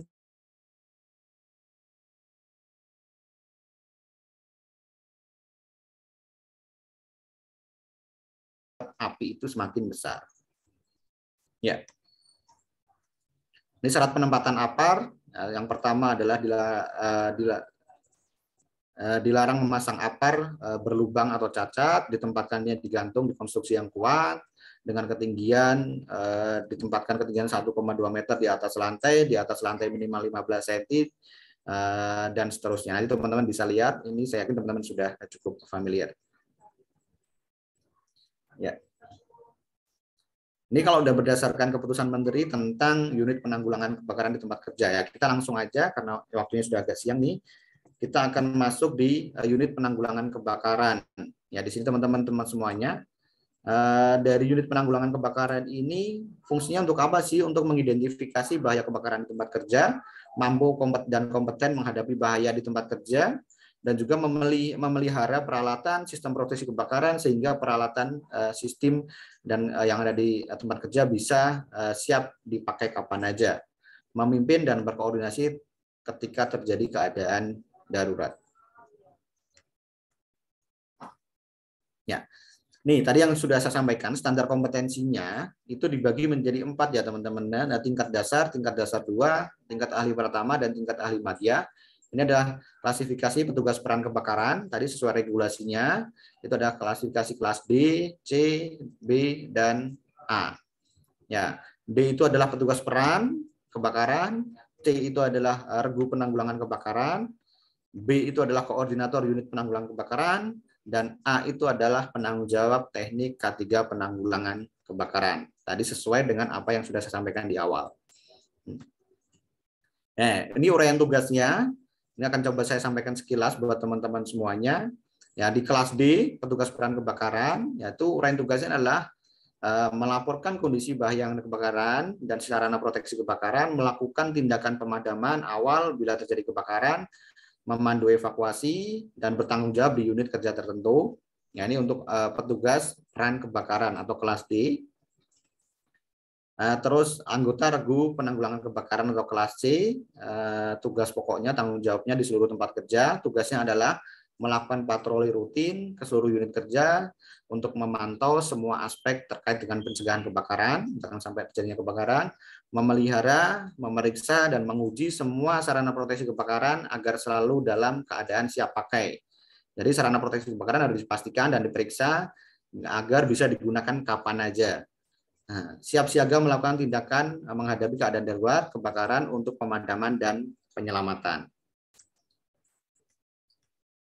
Ya, terus kelas B teman-teman semuanya, ini adalah koordinator sub unit penanggulangan kebakaran. Nah, tanggung jawabnya adalah tugasnya adalah terkait dengan memimpin operasi penanggulangan kebakaran, mengkoordinasikan program penanggulangan kebakaran, dan melakukan inspeksi dan latihan. Ini untuk kelas A-nya, yaitu adalah penanggulangan jawab teknik penanggulangan kebakaran di tempat kerja, yaitu adalah menyusun, melaksanakan, mengevaluasi program kerja pengendalian kebakaran, melakukan audit internal dan pengawasan langsung, mempertanggungjawabkan pelaksanaan syarat K3 yang ada di tempat kerja. Ya, ini contoh aja struktur pengurus kepengurusan terkait K3 di tempat kerja, yaitu ada departemen HSE-nya, ada divisi fire-nya di situ. Nah, nanti jumlahnya berapa, Terus ada koordinatornya dan ada petugas perannya dari level A, B, C, dan D. Kurang lebih gambarnya seperti itu. Untuk petugas peran kebakaran, yaitu setiap 25 orang harus paling enggak memiliki sekurang-kurangnya 2 yang memiliki petugas peran kebakaran di tempat kerja. Untuk koordinator sub unit itu kebakaran kelas B itu memiliki 1 setiap 100 orang, ya. Kalau fireman-nya tadi kelas C, yaitu disesuaikan dengan kebutuhan. Kalau divisi fire-nya, yaitu penanggung jawab K3 penanggulangan kebakaran, itu memiliki 1 setiap 300 karyawan. Jadi karyawannya ada berapa? Kalau karyawannya ada 600, berarti untuk kebakaran level kelas A-nya harus memiliki 2. Dan seterusnya sesuai dengan kelipatannya. Ya, mungkin ini materi yang bisa saya sampaikan kepada teman-teman semuanya, sedikit yang kita sampaikan. Semoga bisa bermanfaat buat kita semuanya, dan kita habis ini akan coba lanjut ke sesi selanjutnya terkait dengan tanya jawab. Mungkin ini dari yang bisa saya sampaikan. Terima kasih. Saya kembalikan kepada Pak Arif. Terima kasih. Terima kasih Pak Kris. Luar biasa materinya hari ini teman-teman semuanya. Oke, nah ini sudah banyak untuk pertanyaan yang masuk nih Pak Kris ya di kolom Q&A. Buat teman-teman yang ingin bertanya, dan silahkan bisa mengajukan pertanyaan melalui kolom Q&A ataupun nanti bisa mengajukan raise hand ya. Jadi nanti kita akan berikan kesempatan untuk teman-teman bisa bertanya langsung dengan pembicara kita siang hari ini. Baik, sebelum kita akan mulai sesi tanya jawabnya, saya akan memberikan informasi dulu nih untuk teman-teman semuanya terkait dengan apa saja yang akan diadakan pelatihan di Mediatama dan apa saja promo-promonya yang selalu Mediatama berikan buat teman-teman K3 semua yang ada di sini. Baik, nah yang pertama teman-teman silahkan untuk subscribe channel YouTube-nya Kak Cik Denny, dan jangan lupa untuk klik loncengnya supaya nggak ketinggalan video-video berikutnya yang akan diupload oleh Kak Cik Denny. Kemudian selanjutnya akan dimulai dari perpanjangan lisensi dan SKP. Silahkan Kak Cik Denny. Oke, terima kasih Pak Arif, Pak Kris. Luar biasa ya, siang ini kita belajar mengenai manajemen kebakaran. Nah, ngomong-ngomong manajemen juga, Bapak Ibu semua yang punya lisensi atau SKP, perhatikan tanggal kadaluarsanya. Karena kalau lewat dari 1 tahun, Bapak Ibu semua sudah tidak memperpanjang SKP dan lisensi, wajib untuk refreshment. Kita ada harga khusus nih teman-teman semua untuk memperpanjang lisensi, yaitu hanya 999.000 dan SKP-nya hanya 1,499.000. Kalau perusahaan Bapak Ibu semua menginginkan untuk sertifikasi SMK 3, kita ada paket khusus untuk kontraktor konstruksi hanya 19,5 juta saja, dan untuk pabrik hanya 24,5 juta saja. Namun, misalkan Bapak Ibu semua ingin langsung 4 sertifikasi, 9.001, 14.000, dan 45.001, kita juga ada paket untuk 4 sertifikasi, yaitu hanya 45 juta saja. Lalu, kalau Bapak Ibu semua ingin ya bekerja di dunia atau bidang K3, pastikan Bapak Ibu semua yang telah memiliki ijazah minimal D3, Bapak Ibu semua bisa ikut yang ahli K3 umum, karena kebanyakan semua lowongan kerja yang minta K3 rata-rata minta yang ahli K3 umum ya. Pastikan dulu yang ahli K3 umum Bapak Ibu semua sudah lengkapi. Termasuk juga kalau misalkan Bapak Ibu semua, wah Pak, saya pendidikan saya SMA atau SMK, bisa juga yang versinya BNSP ya, ada ahli K3 mudanya. Nah, kalau Bapak Ibu semua sudah punya ahli K3 umum Kemenaker, lanjutkan lagi ke auditor, karena banyak juga yang butuh untuk sertifikasi auditor SMK 3, khususnya perusahaan-perusahaan yang mau sertifikasi SMK 3. Ini menjadi sebuah kewajiban. Lalu misalkan Bapak Ibu semua saat ini memang sudah bekerja di bidang kelistrikan. Nah, lengkapi juga untuk teknisi K3 listrik. Dan kalau Bapak Ibu semua sudah memiliki ijazah minimal D3, ikutin juga nih yang ahli K3 listrik, karena juga tender-tender di perusahaan BUMN seperti PLN, Kogindo Daya Bersama, ataupun anak-anak perusahaan PLN yang lain, yaitu membutuhkan kompetensi ahli K3 listrik pada saat tender, terutama CSMS. Kalau perusahaan Bapak Ibu semua sudah ya memiliki kompetensi yang lain, nah pastikan nih kalau misalkan perusahaannya adalah kontraktor konstruksi, harus punya juga ahli muda K3 konstruksi. Ini juga diwajibin, bisa-bisa gagal tender loh kalau nggak ada ahli muda K3 konstruksi. Nah, kalau kita mengawasi dan merencanakan peranca pada saat dikonstruksi wajib punya Certified Supervisor K3 Peranca. Tapi kalau kita hanya memasang dan membongkar peranca, cukup yang teknisi K3 Peranca. Ini juga kita ada harga khusus nih buat teman-teman semua yang ikut atau join di bulan Agustus. Nah, kalau kita tergabung di tim tanggap darurat, pastikan teman-teman semua ikut yang petugas peran kebakaran, kelas D ya. Kalau bukan yang kebakaran, bisa juga yang petugas P3K. Ini semua ada praktiknya ya. Kalau damkar tadi memadamkan api menggunakan APAR, kalau P3K tadi menggunakan boneka ya, boneka CPR dan boneka-boneka lain untuk praktiknya. Nah, kalau kita bekerja di ketinggian menggunakan, misalkan bekerjanya masih di atas platform scaffolding, wajib punyanya TKBT tingkat 2. Tapi kalau sudah bergelantungan, ya menggunakan akses tali, menggunakan gondola ataupun bergelantungan membersihkan kaca ataupun kita bekerja di tower-tower ya, itu wajib punya TKPK tingkat 1 ya. Ini teman-teman bisa join ya. Nah, kalau kita seorang operator forklift, teman-teman semua bisa ikut yang Certified Operator Forklift. Karena apa? Karena banyak lisensi atau CEO yang palsu nih teman-teman semua.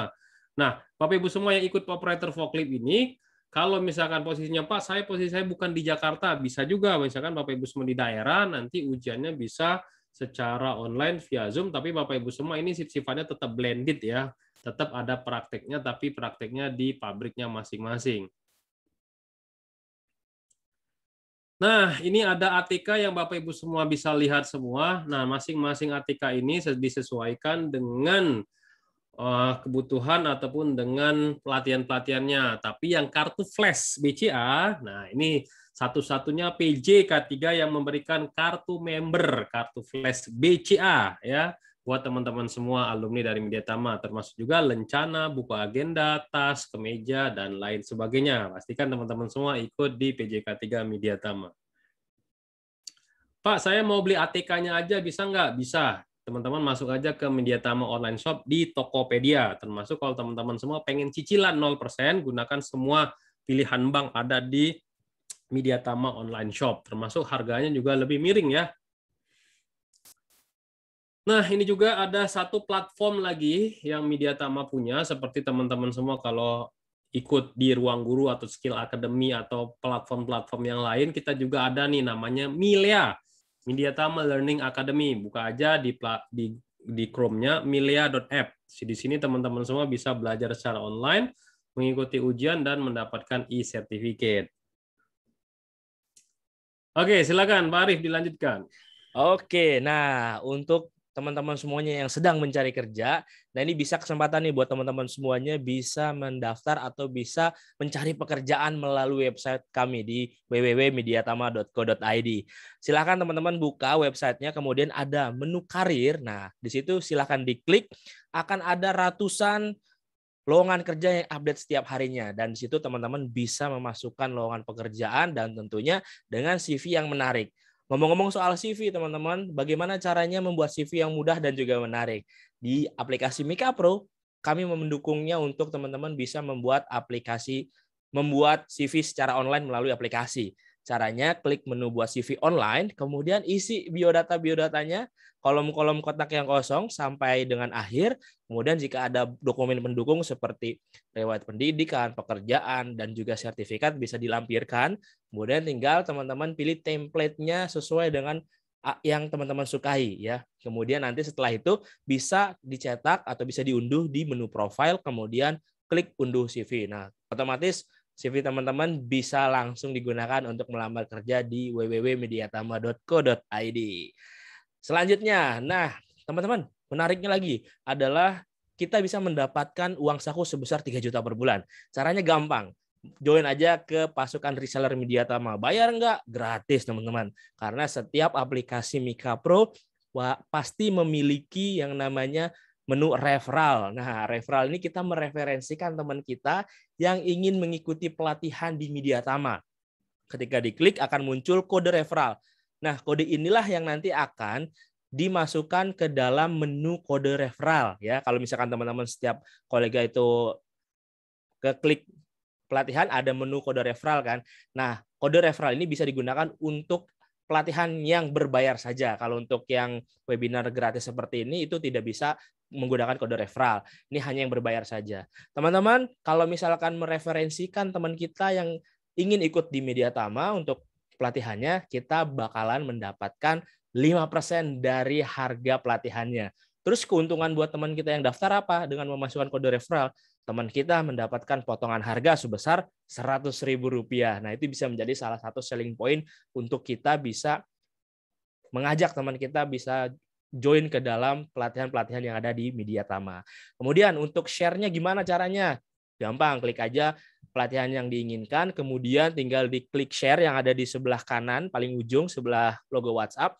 Nanti bisa di-share ke Facebook, Twitter, Telegram, ataupun WhatsApp. Contoh, misalkan kita ke WhatsApp. Nah, nanti akan muncul nih judulnya, kemudian ada linknya, kemudian ada kode referralnya. Dan ini formatnya semua sama, mau dikirim ke Facebook, Twitter, Telegram, ataupun WhatsApp.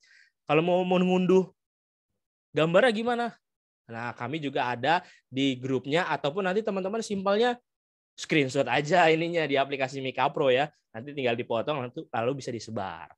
Oke, nah buat teman-teman semuanya, jika ada yang ingin informasi lebih lanjut, lebih detail mengenai pelatihan sertifikasi Kemenakar RI ataupun BNSP, atau bahkan in-house training, bisa hubungi di 021 2254 5432 atau 021 2126 3820. Atau bisa juga hubungi di tim kami.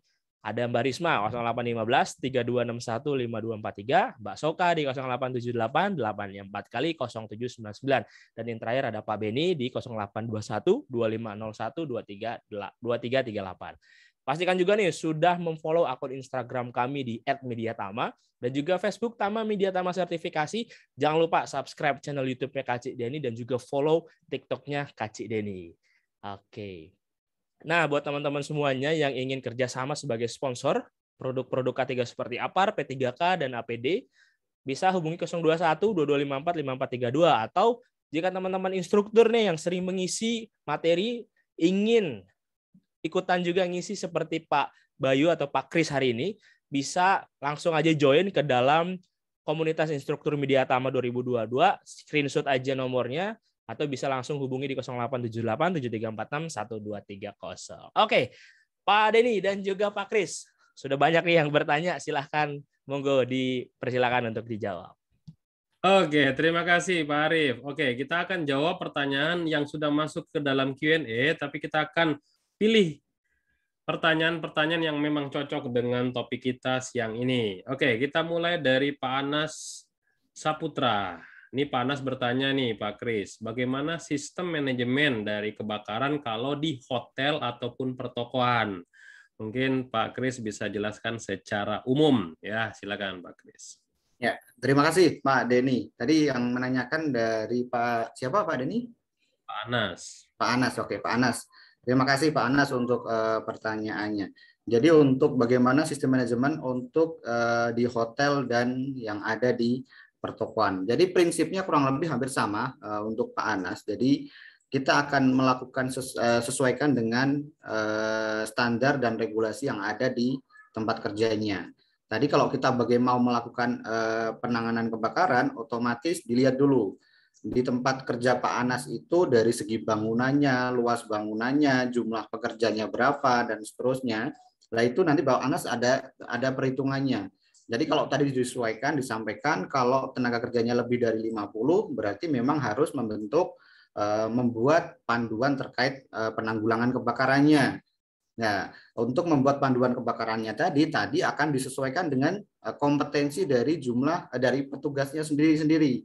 Apakah di tempat kerjanya sudah memiliki petugas peran kebakaran khususnya kelas D sudah ada atau belum? Ya kan? Kalau memang tadi risiko kebakaran yang ada di gedungnya termasuk kategori risiko yang apa? Apakah ringan, sedang 1 dan seterusnya. Kalau mungkin masuk ke kategori ringan sedang 1 dengan atau mungkin risiko sedang 2, itu kan harus memiliki kebakaran sampai level A dan seterusnya. Nah, itu nanti pembuatannya tetap kita semuanya menyesuaikan dengan regulasi dan ketentuan yang ada. Disesuaikan dengan kondisi yang ada di tempat kerjanya masing-masing. Jadi tetap untuk pembuatannya kurang lebih hampir sama, cuman disesuaikan dengan kondisi yang ada di tempat kerjanya masing-masing. Ya, mungkin itu Pak Deni.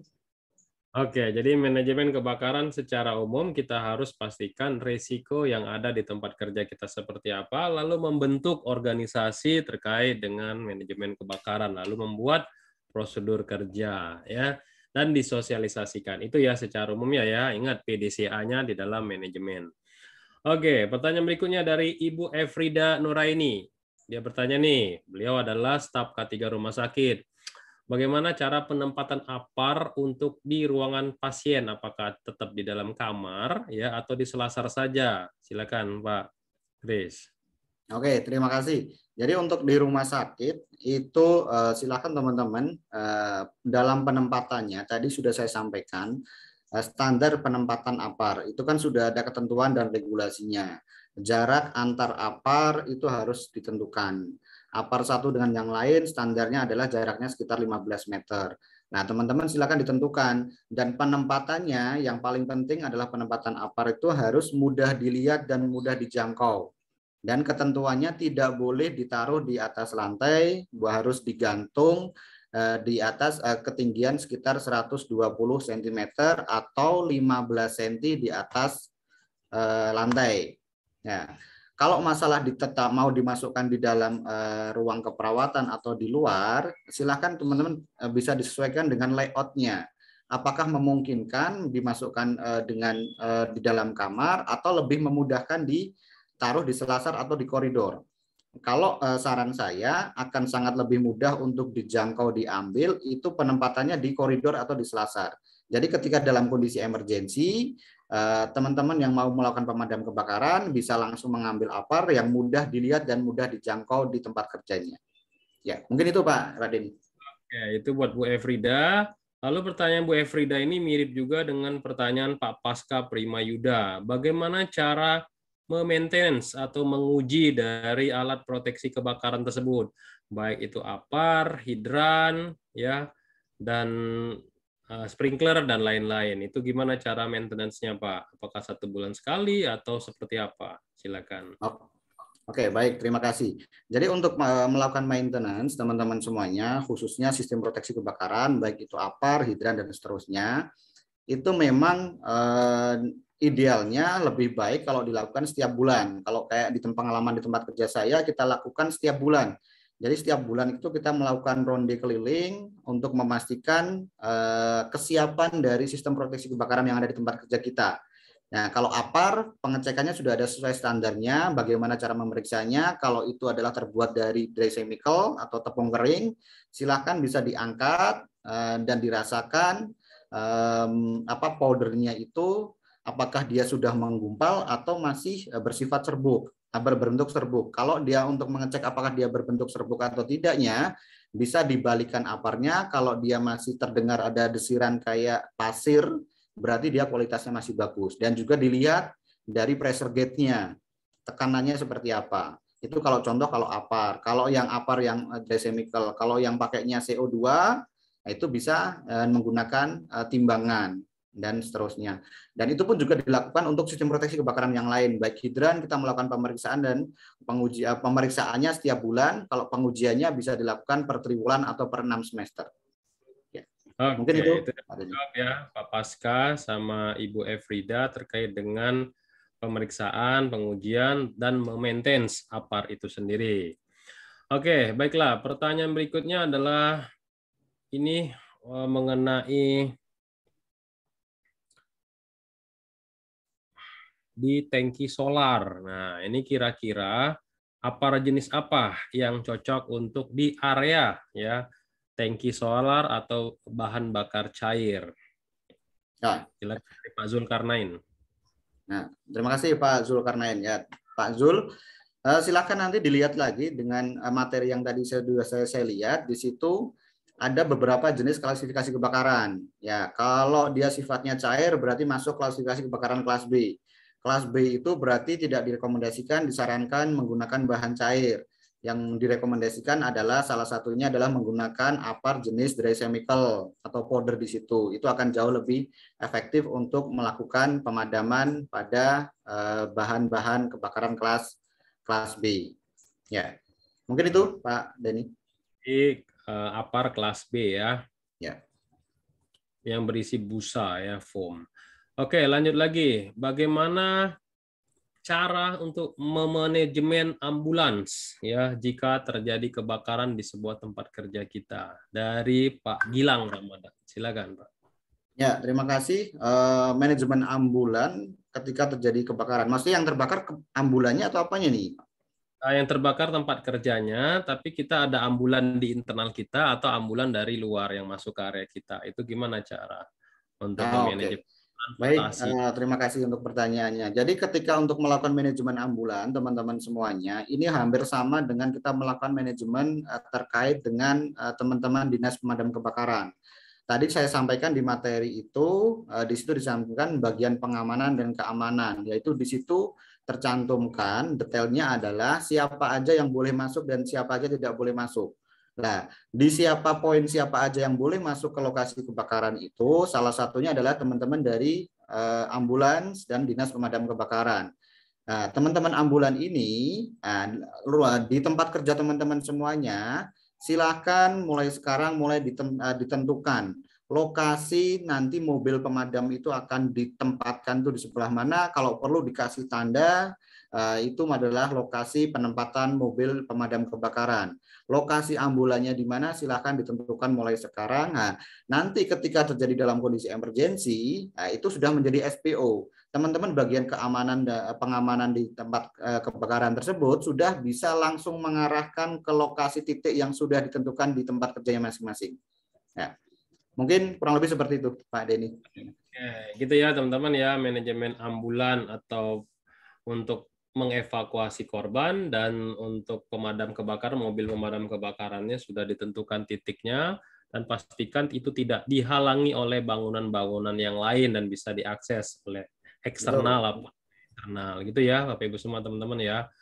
Jadi jangan ditutupi, jadi jangan dijadikan tempat parkir ya kalau emang itu tempat area keadaan darurat. Oke, Pak Hairun Nasikin juga bertanya, apakah APAR itu ada masa expired-nya, Pak? Khususnya yang dry chemical powder atau CO2 atau yang berbasis water base. Silakan, Pak. Ya, terima kasih. Jadi untuk APAR itu memang ada masa kadaluarsanya sesuai dengan regulasi ketentuan yang di situ. Itu adalah APAR setiap tahun itu harus dilakukan isi ulang ya Pak ya, untuk pemeriksaan sekaligus pemeriksaan dan seterusnya. Itu memang setiap tahun sekali harus dilakukan pemeriksaan dan melakukan isi ulang terkait isi dan kandungan yang ada di APAR, baik itu powder ataupun APAR-APAR jenis lain sudah ada ketentuannya, nanti bisa dilihat di Permenaker nomor 2 tahun 80 terkait dengan alat pemadam kebakaran ringan. Oke, silakan Ibu semua buka regulasi Permenaker nomor 4 tahun 80, ketentuan mengenai pengelolaan isi APAR sendiri ya. Jadi disarankan setiap setahun sekali Bapak Ibu semua wajib refill, tapi sebelum direfill dihabiskan dulu untuk drill ya. Berlatih ya. Nah, itu ada bahan kimianya berkurang ya fungsinya ya, walaupun secara kegunaannya masih bisa dipakai ya. Oke, bagaimana dengan APAR CO2? Apakah bisa dipakai sedikit demi sedikit? Ya, dari Pak Ardianto nih, misalkan APAR sudah disemprot sekali, kan masih ada isinya tuh, kita diemin aja gitu ya. Apakah itu langsung direfill? Nah, baik itu dry chemical powder ataupun CO2, Pak. Silakan. Ya, jadi kalau buat teman-teman semuanya, ketika APAR itu sudah digunakan, dipakai, itu sudah tidak bisa langsung mau kita simpan lagi. Jadi mau nggak mau, kalau itu sudah dibuka walaupun digunakan sedikit, nah mau nggak mau itu harus segera dilakukan pengisian ulang atau direfill. Tetapi ketika kita mau APAR itu digunakan ketika untuk praktek, itu bisa digunakan dari sedikit demi sedikit. Contoh dalam satu APAR itu bisa digunakan untuk praktek mungkin 2 ataupun 3 orang bagaimana cara menggunakan APAR, baik itu dari APAR menggunakan dry chemical ataupun APAR jenis CO2-nya. Ya.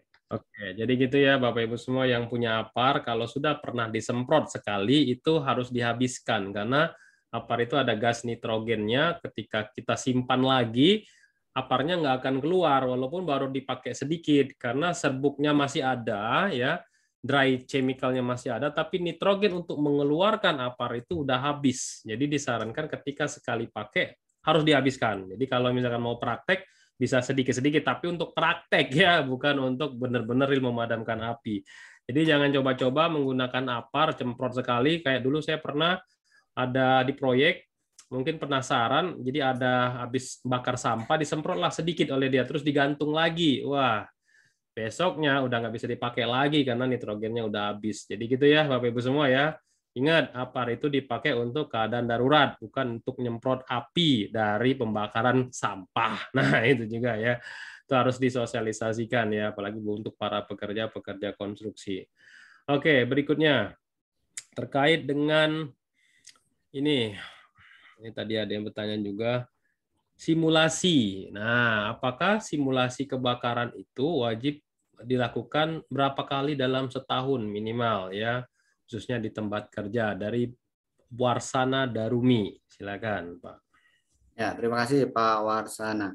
Jadi untuk simulasi itu memang kalau di ketentuannya minimal dilakukan adalah setahun sekali dilakukan simulasi yang secara keseluruhan. Jadi melibatkan semua unit yang ada di tempat kerja dan melibatkan dari unit-unit terkait termasuk Dinas Pemadam Kebakaran dan teman-teman unit terkait yang ada di tempat kerja masing-masing.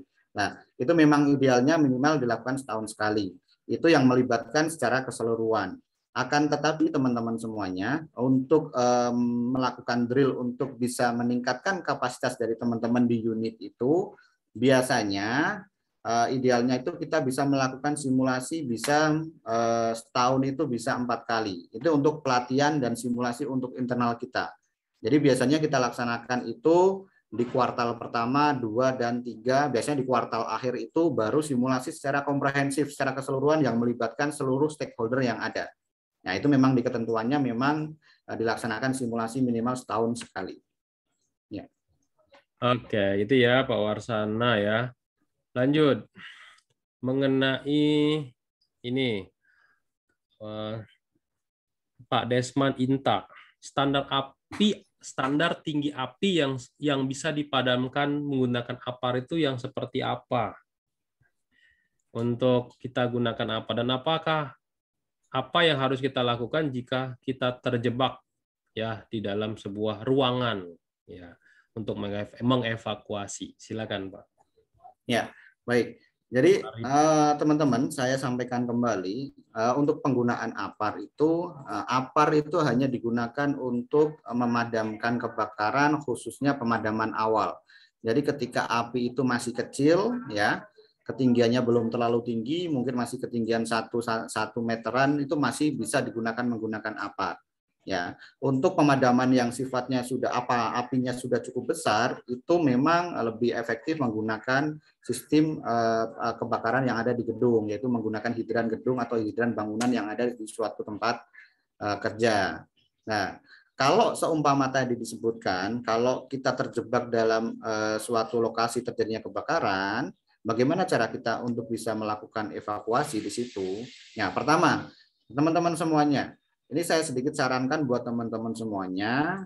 Teman-teman ketika memasuki suatu area ataupun suatu tempat kerja ataupun suatu gedung atau bangunan yang teman-teman apalagi yang masih belum tahu kondisinya seperti apa, pastikan teman-teman harus tahu dulu jalan evakuasi, alur evakuasi, dan titik kumpul yang ada di tempat kerjanya. Hal ini untuk membantu kita. Jadi kalau kita terjebak dalam kebakaran, teman-teman sudah tahu kita harus menuju kemana dan harus ngapain. Nah, itu yang pertama. Nah, ini yang menjadi mungkin sering kalau kita masuk suatu tempat baru ataupun di tempat kerja kita sendiri deh. Jangan sampai kita nggak tahu di mana jalur evakuasinya dan harus menuju kemana. Ini menjadi dilema buat kita semuanya. Jadi pastikan dulu teman-teman semuanya, khususnya di tempat kerja, harus tahu dulu arah evakuasinya dan di mana letak tangga daruratnya kurang lebih di mana. Ya, kalau memang terpaksa kita sudah di situ terjebak dalam kebakaran itu, kalau kita mau keluar, silahkan teman-teman bisa merundukkan badannya atau merangkaklah di situ dengan menutup mulut dan hidungnya menggunakan kain supaya tidak terkena asap yang dikeluarkan dari kebakaran tersebut dan segera menuju akses terdekat untuk jalur evakuasi yang terdekat di tempat kerjanya itu. Sambil merunduk, sambil merangkak, silahkan menjauh dari lokasi kebakaran menuju titik aman yang ada di tempat kerjanya tersebut. Ya, mungkin itu, Pak Denny. Jadi gitu ya, apalagi kalau teman-teman masuk ke hotel ya, nginep di hotel, kita harus tahu tuh di mana tangga darurat, jalur evakuasi, titik kumpulnya. Jadi kita harus perhatikan itu, apalagi kalau hotelnya di dalam ruko ya. Nah, itu banyak juga terjadi kebakaran, hotel di ruko itu tangga aksesnya cuma satu ya. Nah, kemana kita harus lari gitu ya? Nah, itu harus diperhatiin. Kalau di sebuah tempat kerja atau perusahaan atau pabrik, biasanya diberikan informasi itu pada saat safety induction. Oke, pertanyaan dari Pak Ardianto. Ini bagaimana cara menguji atau men-testing dari sprinkler atau smoke detector? Kan nggak mungkin kalau kita nyalain terus tiba-tiba pecah itu ya, langsung keluar air. Nah, itu gimana Pak Kris? Ada tipsnya untuk ngecek kalau sprinkler sama smoke detector kita itu memang berfungsi di sebuah ruangan indoor. Silakan, Pak. Ya, baik. Jadi kalau untuk pengujian, kalau mungkin kayak heat detector itu mungkin teman-teman sudah banyak yang biasa melakukan ya. Kalau heat detector paling kita cuman pakai rangsangan panas ya teman-teman semuanya, bisa kita membakar menggunakan kertas atau kain atau apapun bahan, atau menggunakan korek atau menggunakan api, sehingga nanti akan mengaktifkan heat detector dan kita akan lihat di MCFA-nya apakah dia memberikan sinyal atau indikasi ada kebakaran atau tidak. Kalau ada indikasi berarti itu masih berfungsi dengan baik. Itu kalau untuk kita mengecek heat ataupun smoke. Kalau smoke juga sama, kita paling mendekatkan menggunakan membakar kertas dan seterusnya sehingga asapnya masuk ke smoke-nya, nanti akan mengidentifikasi apakah terjadi kebakaran atau tidak, di situ akan kelihatan. Nah, tetapi memang yang sedikit bermasalah adalah ketika kita mau melakukan pengujian terkait sprinkle yang ada di tempat kita. Ya, ini Pak, kalau untuk pemeriksaan dan pengujian sprinkle ini memang kita butuh tim yang agak lebih banyak dibandingkan untuk pemeriksaan heat dan smoke. Karena apa? Kita harus menyiapkan tempat, lokasi yang cari lokasi, pilihlah kan, tentukan dulu lokasi yang mau kita periksa di mana. Ya, siapkan beberapa perlengkapan, akses pembuangan air dan seterusnya. Karena apa? Nanti ketika sprinkler pecah, benar-benar pecah di situ, air itu akan diakseskan kemana, dibuang kemana. Dan ada tim yang akan siap untuk menuju atau menutup gate valve yang ada di tiap lantainya. Ya, jadi nanti ketika sprinkler pecah, gate valve-nya akan otomatis segera kita tutup supaya air yang keluar tidak akan terlalu banyak dan segera kita akseskan ke pembuangan yang ada di terdekat yang ada di tempat kerja kita. Ya, mungkin biasanya kalau di tempat saya kurang lebih seperti itu untuk memeriksa, memastikan apa sprinkler itu bisa berfungsi dengan baik atau tidak. Dan setelah nanti sudah pecah, langsung kita ganti menggunakan sprinkler yang baru. Itu hanya berlaku untuk bangunan baru yang belum ada propertinya ya Pak ya. Kalau sudah ada propertinya basah semua dong nanti. Semua perlengkapan elektronik itu gimana Pak? Kalau untuk yang bangunan sudah lama dan memang kita harus memeriksa sprinklernya Pak.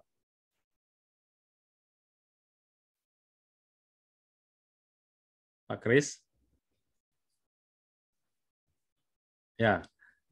Pak Kris, gimana dengan sprinkler yang di bangunan lama atau bangunan yang sudah ada properti di dalam bangunan tersebut? Kalau bangunan baru mungkin kita bisa pakai pecahnya kemana aja langsung kita tutup ya valve-nya. Itu tekniknya gimana tuh Pak? Saya masih membayangkan kalau satu sprinkler pecah kan bisa jadi sprinkler yang lain juga mengeluarkan air gitu ya. Nah itu gimana tuh kalau yang sudah ada properti di dalam ruangan tersebut?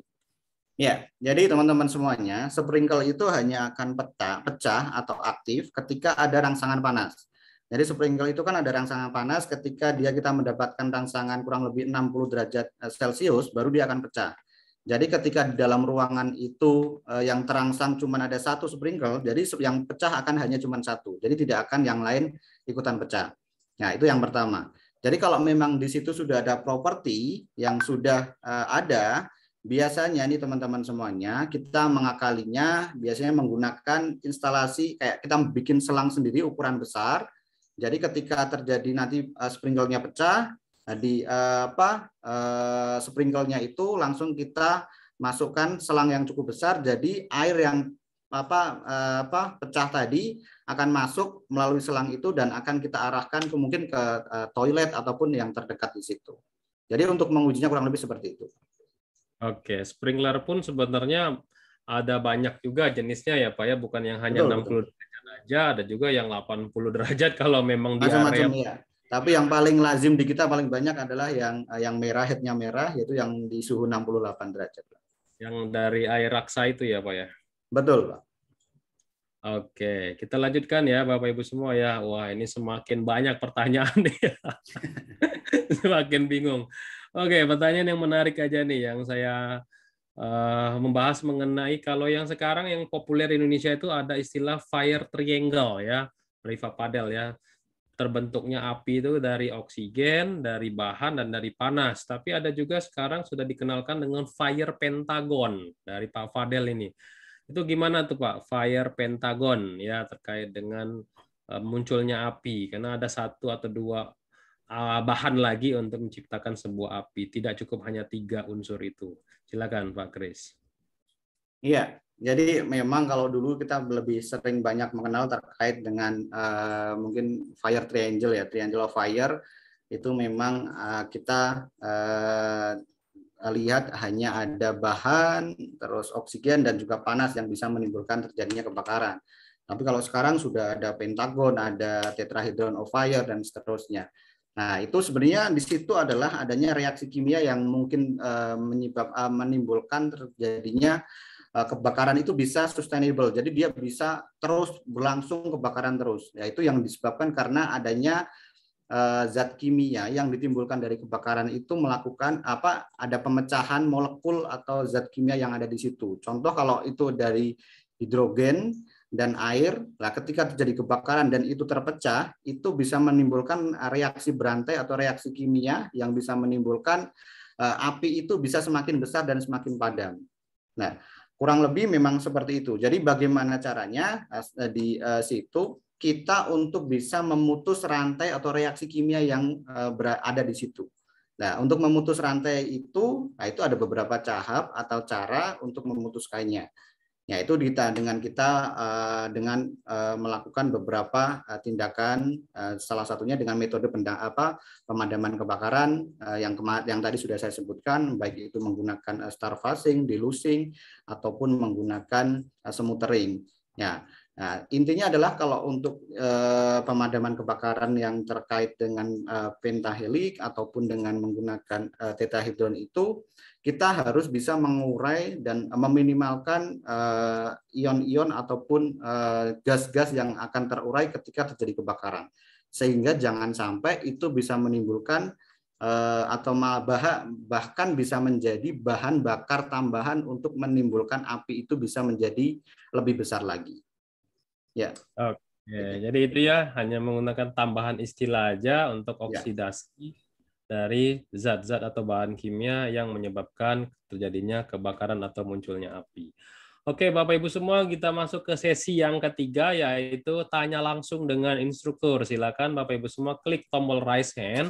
Nanti kita akan bukakan ya siapa yang terlebih dahulu untuk bertanya dengan pembicara kita siang ini. Saya berikan kesempatan untuk Pak Nurdin dengan Pak Muhammad Arwan. Siapa yang duluan? Silakan Pak Nurdin atau Muhammad Arwan. Atau oke, Pak Nurdin dulu. Silakan Pak Nurdin. Perkenalkan terlebih dahulu, Pak. Selamat siang. Ya, kalau di Kalimantan ini sudah sore nih, Pak. Pak dari mana, Pak? Perusahaan apa? Dari Kalimantan Timur, Morabada. Saya dari Pertamina Hulu Sanga-Sanga. Jabatan saya sebagai fire technician. Oke, silakan Pak. Pertanyaan saya Pak, untuk mengacu pada NFPA 20 mengenai standar instalasi pompa kebakaran. Itu kan ada 3 itu, ada electric pump, diesel pump, dan joki pump. Bisa enggak itu salah satunya dari pompa-pompa tersebut itu enggak ada pada saat entah itu pada saat perbaikan jadi harus diangkat Pak. Oke, terima kasih Pak Nurdin. Mengenai pompa di untuk pemadam api. Apakah dari 3 tersebut salah satunya sedang di maintenance, apakah masih diperbolehkan atau tidak, atau tiga-tiganya harus ada di dalam sebuah tempat kerja? Silakan Pak Kris. Ya, terima kasih Pak Nur. Jadi untuk pompa hidran ya Pak ya, kita bicara terkait dengan pompa hidran. Jadi memang di situ kalau kita bicara terkait pompa hidran, ada 3 pompa yang kita gunakan, yaitu baik dari pompa joki, pompa elektrik, dan pompa diesel. Nah, di regulasinya memang ketentuannya 3 pompa itu memang harus selalu ada dan selalu siap untuk kapanpun untuk digunakan. Karena apa? Fungsi dari 3 pompa ini memiliki fungsi masing-masing, Pak. Jadi untuk joki sendiri, fungsinya itu adalah dia untuk menstabilkan tekanan yang ada di pipa hidran yang ada di bangunan atau gedung itu sendiri, sehingga mencapai standar yang sudah ditentukannya. Berapa tekanan yang sudah direncanakan sesuai dengan kebutuhan yang ada di tempat di gedung masing-masing. Nah, elektrik itu adalah pompa yang akan otomatis berfungsi ketika joki tidak mampu untuk mensuplai air yang ada di situ. Dia akan secara otomatis untuk aktif. Ya. Nah, ketika dalam elektrik ini dia kan hanya akan berfungsi ketika ada suplai listrik. Ya. Ketika listrik itu padam dalam suatu lokasi adanya kebakaran listrik padam, dia tidak akan bisa berfungsi. Makanya di situ ada backup menggunakan main pump-nya yang terbuat dari diesel di situ. Jadi akan otomatis aktif untuk membackup itu semuanya. Ya, nah dan main pump ini juga berfungsi untuk ketika electric pump tadi tidak mampu untuk mensuplai, dia akan bisa otomatis aktif juga untuk membantu meningkatkan tekanan untuk pompa hidran yang ada di suatu tempat kerja. Jadi memang idealnya itu sesuai ketentuan memang 3-tiganya harus ada semuanya. Walaupun dalam kegiatan maintenance pun harus dipastikan ada cadangan bagaimana caranya supaya itu 3-tiganya bisa berfungsi maksimal. Ya, mungkin itu sih Pak. Jadi secara regulasi 3 pompa itu wajib ada. Jadi kalau maintenance wajib ada yang nge-backupnya dulu. Betul. Untuk kan. Oke, itu jawabannya dari Pak Nurdin ya. Lalu berikutnya Pak Arwan dan Pak Yudi. Siapa yang duluan? Silakan di-unmute terlebih dahulu dan memperkenalkan diri. Silakan dari Pak Yudi. Silakan Pak Yudi, dari mana Pak? Perusahaan apa? Silakan ya. Pak. Perkenalkan Pak, saya Yudi Sugianto dari PT Samator Gas Industri Batam. Silakan Pak. Pertanyaan saya sih mungkin lebih familiar ya Pak ya, maksudnya dalam arti mudah dipahami lah. Jadi gini Pak, saya biasanya kan kenalnya dengan segitiga api ya Pak ya. Dalam tadi maksudnya pembawaan materi itu kan kita diharuskan dapat memahami langkah apa saja yang perlu dilakukan agar segitiga api yang dihilangkan dalam proses pemadaman kebakaran yang terjadi di lapangan itu dapat diminimalisir dengan baik gitu loh Pak, atau dapat dihilangkan. Nah, yang mau saya tanyakan Pak, dalam kondisi panik bagaimana cara kita agar dapat menjalankan prosedur yang ada ya Pak ya? Ya kita kan posisinya nih panik nih di suatu lapangan dan sebagainya gitu loh Pak. Mohon solusi Pak. Terima kasih. Terima kasih Pak Yudi ya. Jadi kalau kita panik kadang lupa dengan apa unsur yang harus kita padamkan dari 3 unsur segitiga api. Silakan Pak Kris diberikan tipsnya buat teman-teman semua di sini. Ya, baik, terima kasih Pak Yulianto tadi ya untuk pertanyaannya. Jadi gini Pak, sebenarnya sebelum saya menjawab lebih dalam, saya coba pengen sedikit sharing kepada teman-teman semuanya. Sebenarnya apa sih yang menyebabkan kita panik, ya kan? Yang menyebabkan kita panik itu ada beberapa hal kalau kita mau cari penyebabnya lebih dalam lagi. Yang pertama adalah biasanya kita panik kalau kita tidak tahu bagaimana cara menggunakannya. Ya. Kita tidak tahu cara menggunakannya, jadi kita bingung, kita harus ngapain, kita bahkan tidak tahu apa yang harus kita laksanakan. Yang kedua adalah kita panik itu karena memang dari dalam diri kita sendiri kita belum pernah menghadapi situasi ini. Jadi kita bingung untuk menghadapi situasi ini. Nah, cara mengantisipasi atau tips supaya teman-teman semuanya ketika dalam kondisi seperti ini tidak panik, sehingga apa yang sudah kita rencanakan itu bisa berjalan dengan maksimal dan lancar tanpa ada hambatan. Caranya seperti apa? Ya, caranya teman-teman harus lebih meningkatkan jumlah untuk kegiatan untuk fire drill-nya, latihannya. Semakin banyak teman-teman melakukan latihan, teman-teman akan semakin terbiasa. Ketika teman-teman terbiasa, harapannya ini menjadi sebuah budaya. Ketika ini sudah menjadi sebuah budaya, teman-teman semuanya, ibaratnya teman-teman nggak perlu berpikir lagi, teman-teman sudah tahu apa yang harus dilakukan. Ketika teman-teman sudah tahu apa yang harus dilakukan, teman-teman saya yakin tidak akan panik. Ya. Jadi kalau kita panik itu biasanya kita masih belum begitu paham terkait apa yang harus kita laksanakan. Jadi salah satu tips saya ketika teman-teman supaya ketika terjadi hal seperti itu supaya tidak kita panik saat menghadapi kejadian seperti itu, ya lebih banyak untuk latihan dan fire drill-nya aja. Nanti otomatis kita akan sudah terbiasa dan tidak akan panik lagi. Ya, oke, jadi perbanyak atau persering melakukan simulasi kebakaran dan mungkin skenario-nya juga kebakarannya diubah-ubah ya. Ya, jadi skenario terjadinya kebakaran itu kita lihat dari identifikasi bahaya terjadinya kebakaran di mana dan kita lakukan drill ya sesering mungkin.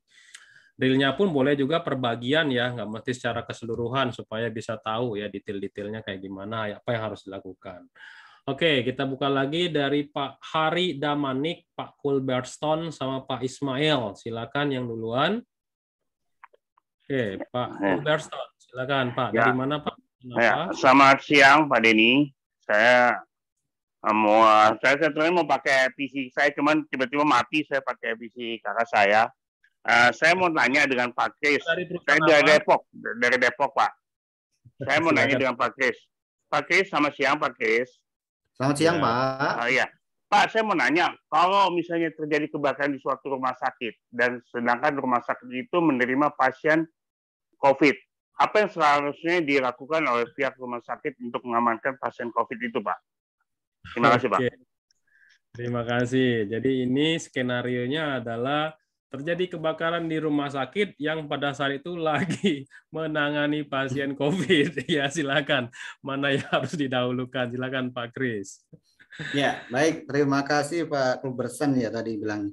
Kalau ada kebakaran di rumah sakit dan dia menangani pasien COVID. Jadi kalau di rumah sakit Pak, itu kan mungkin Bapak bisa lihat juga di situ ada peraturan dari Permenkes terkait dengan pembuatan tim panduan penanggulangan kebakaran yang mencakup terkait dengan upaya dari pencegahan sampai ketika terjadi krisis hal seperti itu, baik krisisnya disebabkan kebakaran ataupun bencana yang lainnya. Ya, di situ Bapak mungkin bisa melihat juga ada standar-standar yang ditentukan dari Kementerian Kesehatan untuk mengantisipasi hal tersebut. Ya, nah di sini rumah sakit itu memang idealnya yang paling penting adalah teman-teman harus melihat dari segi kompartemenisasinya dulu. Ya, jadi kenapa? Ketika terjadi kebakaran harus dipastikan daerah-daerah khusus seperti itu, apalagi ruangan-ruangan khusus itu, tindakan-tindakan khusus harus memiliki kompartemenisasi yang bagus. Nah, ruangan yang harus kedap dan tahan terhadap api kurang lebih sekitar 2 jam. Salah satunya yang memiliki seperti ini ada ruang ICU, ruang OK, atau ruang-ruang yang khusus yang sudah ditentukan oleh pihak rumah sakit sendiri. Nah, terus harus memiliki akses untuk melakukan penyelamatan terkait hal tersebut. Jadi memang khusus kalau untuk pandemi ini, khususnya untuk pasien COVID, kita harus punya prosedur tersendiri, acuan dan panduan baku terkait kasus-kasus terkait dengan COVID seperti ini. Dari proses awal screening sampai kalau terjadi krisisnya. Ya, kalau dari pengalaman saya, Pak, sama saya, ini sedikit sharing aja buat Bapak. Jadi memang ketika dalam kondisi emergensi seperti ini, di tiap lantai, di tiap lantai atau tiap unit kerja, di ruang keperawatan, itu harus mulai membuat yang namanya risk register. Risiko yang ada di unit kerjanya. Dari risk register ini nanti Bapak harus membuat risk prioritasnya. Risiko prioritasnya apa aja? Nah, kalau di situ ada cantumannya risiko kebakaran cukup tinggi, lah penanganannya seperti apa? Nah, nanti tindakan evakuasinya seperti apa? Lah itu harus mulai dipikirkan dan dicantumkan di situ. Jadi nanti ketika dalam kondisi emergensi, nah teman-teman sudah tidak bingung lagi harus seperti apa. Ditambah lagi dengan sistem proteksi kebakarannya tadi. Dari proteksi pasifnya itu harus lebih ditingkatkan lagi. Ya, kurang lebih seperti itu, Pak. Oke, luar biasa ya materi kita siang ini, banyak banget nih pertanyaannya. Ada 20 Satu orang lagi ya, belum lagi yang raise hand banyak sekali, tapi sudah waktunya kita untuk selesai. Silakan, saya kembalikan lagi ke Pak Arief. Pak Arief masih di mute, suaranya belum masuk. Oke, sudah masuk. Luar biasa antusiasnya nih ya Pak Denny dan juga Pak Kris, teman-teman semuanya pada pengen tanya semua. Tapi nggak apa-apa teman-teman, nggak usah khawatir. Nah, nanti kita akan adakan lagi webinar-webinar selanjutnya. Dan terima kasih teman-teman semuanya sudah hadir di kesempatan siang hari ini ya. Buat teman-teman semua jangan lupa untuk hadir lagi minggu depan. Tapi sebelum itu kita akan closing. Mari sama-sama kita dengarkan closing statement dari pembicara kita pada Pak Kris. Dipersilakan. Ya, terima kasih Pak Arief, terima kasih Pak Denny, terima kasih untuk teman-teman semuanya yang sudah bersedia hadir di kegiatan siang dan sore hari ini. Mungkin sedikit yang bisa saya sampaikan. Semoga apa yang saya sampaikan ini bisa bermanfaat buat teman-teman semuanya dan semoga yang kita sampaikan ini hanya menjadi tambahan wawasan, tambahan ilmu buat kita semuanya dan jangan pernah kita praktekkan dalam dunia nyatanya. Dan semoga apa yang bisa kita terima ini bisa benar-benar bermanfaat untuk semuanya. Ya, mungkin itu. Terima kasih Pak Arief. Baik, terima kasih Pak Kris, luar biasa teman-teman semuanya hari ini. Terima kasih teman-teman hari ini sudah hadir dan jangan lupa untuk join ke dalam grup Telegram Kolega Media Tama untuk mendapatkan info cepat link registrasi Sabtu depan. Nah, Sabtu depan kita akan bahas juga, masih ada ya, akan temanya yaitu tentang dasar-dasar K3 bekerja pada ketinggian. Nah, buat teman-teman yang bekerja di ketinggian silahkan bisa join. Dan Pak Kris juga jangan kemana-mana dulu karena kita akan undi nih siapa yang akan mendapatkan 1 buah door prize sertifikasi auditor SMK 3. Nah, buat teman-teman semuanya yang sudah hadir, kalau misalkan nanti namanya muncul, silahkan bisa klik raise hand ya. Oke, sebelum itu saya akan memberi informasi terlebih dahulu untuk door prize sertifikasi auditor SMK 3 ini itu diberikan bagi teman-teman yang sudah pernah mengikuti sertifikasi ahli K3 umum. Jadi buat teman-teman yang mungkin belum, itu nanti bisa mengikuti terlebih dahulu ahli K3 umumnya, baru nanti door prize untuk sertifikasi auditor SMK 3 gratis ini bisa teman-teman gunakan. Oke, kita putar. Siapakah yang akan mendapatkan? Turunkan dulu nih tangannya nanti. Saya.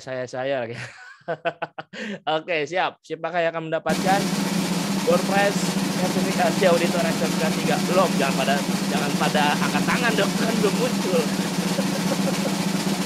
Selamat kepada Dr. Tambi Setiagan. Ada? Nggak ada. Oke, baik. Kita akan undi sekali lagi. Turun dulu Pak, tangannya Pak. Oke, kita putar lagi. Saya akan mendapatkan Kepres sertifikasi auditor SMK 3. Selamat kepada atas nama Bapak Timothy Erik Mamahit. Wow, luar biasa. Ini ada nggak nih Bapak Timothy nih? Tadi ada Pak Kulbertson nih. Tadi ada tadi. Tapi kayaknya udah keluar dia. Mamahit. Wah, luar biasa. Adanya adiknya ya. Ada dia. Nggak ada. Aduh, sayang sekali. Padahal Pak Timothy ini selalu hadir ya. Setiap kolega. Oke, kita putar kembali. Selamat kepada siapa nih yang akan mendapatkan. Oke, kita lower hand dulu. Selamat kepada Koko Dwian Arfianto. Ada? Ada. Oke. Selamat kepada Koko Dwian Arifianto mendapatkan 1 buah door prize sertifikasi auditor SMK 3 dipersembahkan oleh Media Tama Academy. Baik, terima kasih teman-teman semuanya. Terima kasih juga Pak Kris sudah mengisi webinar siang hari ini. Terima kasih teman-teman. Jangan lupa kasih tahu temannya lagi untuk ikutan ke dalam Zoom webinar Kolega Media Tama. Terima kasih Pak Denny. Saya akhiri, saya Arief Purwadana. Saya Denny. Saya Kris. Mengucapkan wabillahi taufiq wal hidayah. Wassalamualaikum warahmatullahi wabarakatuh. Waalaikumsalam warahmatullahi wabarakatuh. Terima kasih teman-teman, Pak Kris dan Pak Denny. Terima kasih sama-sama. Terima kasih Pak.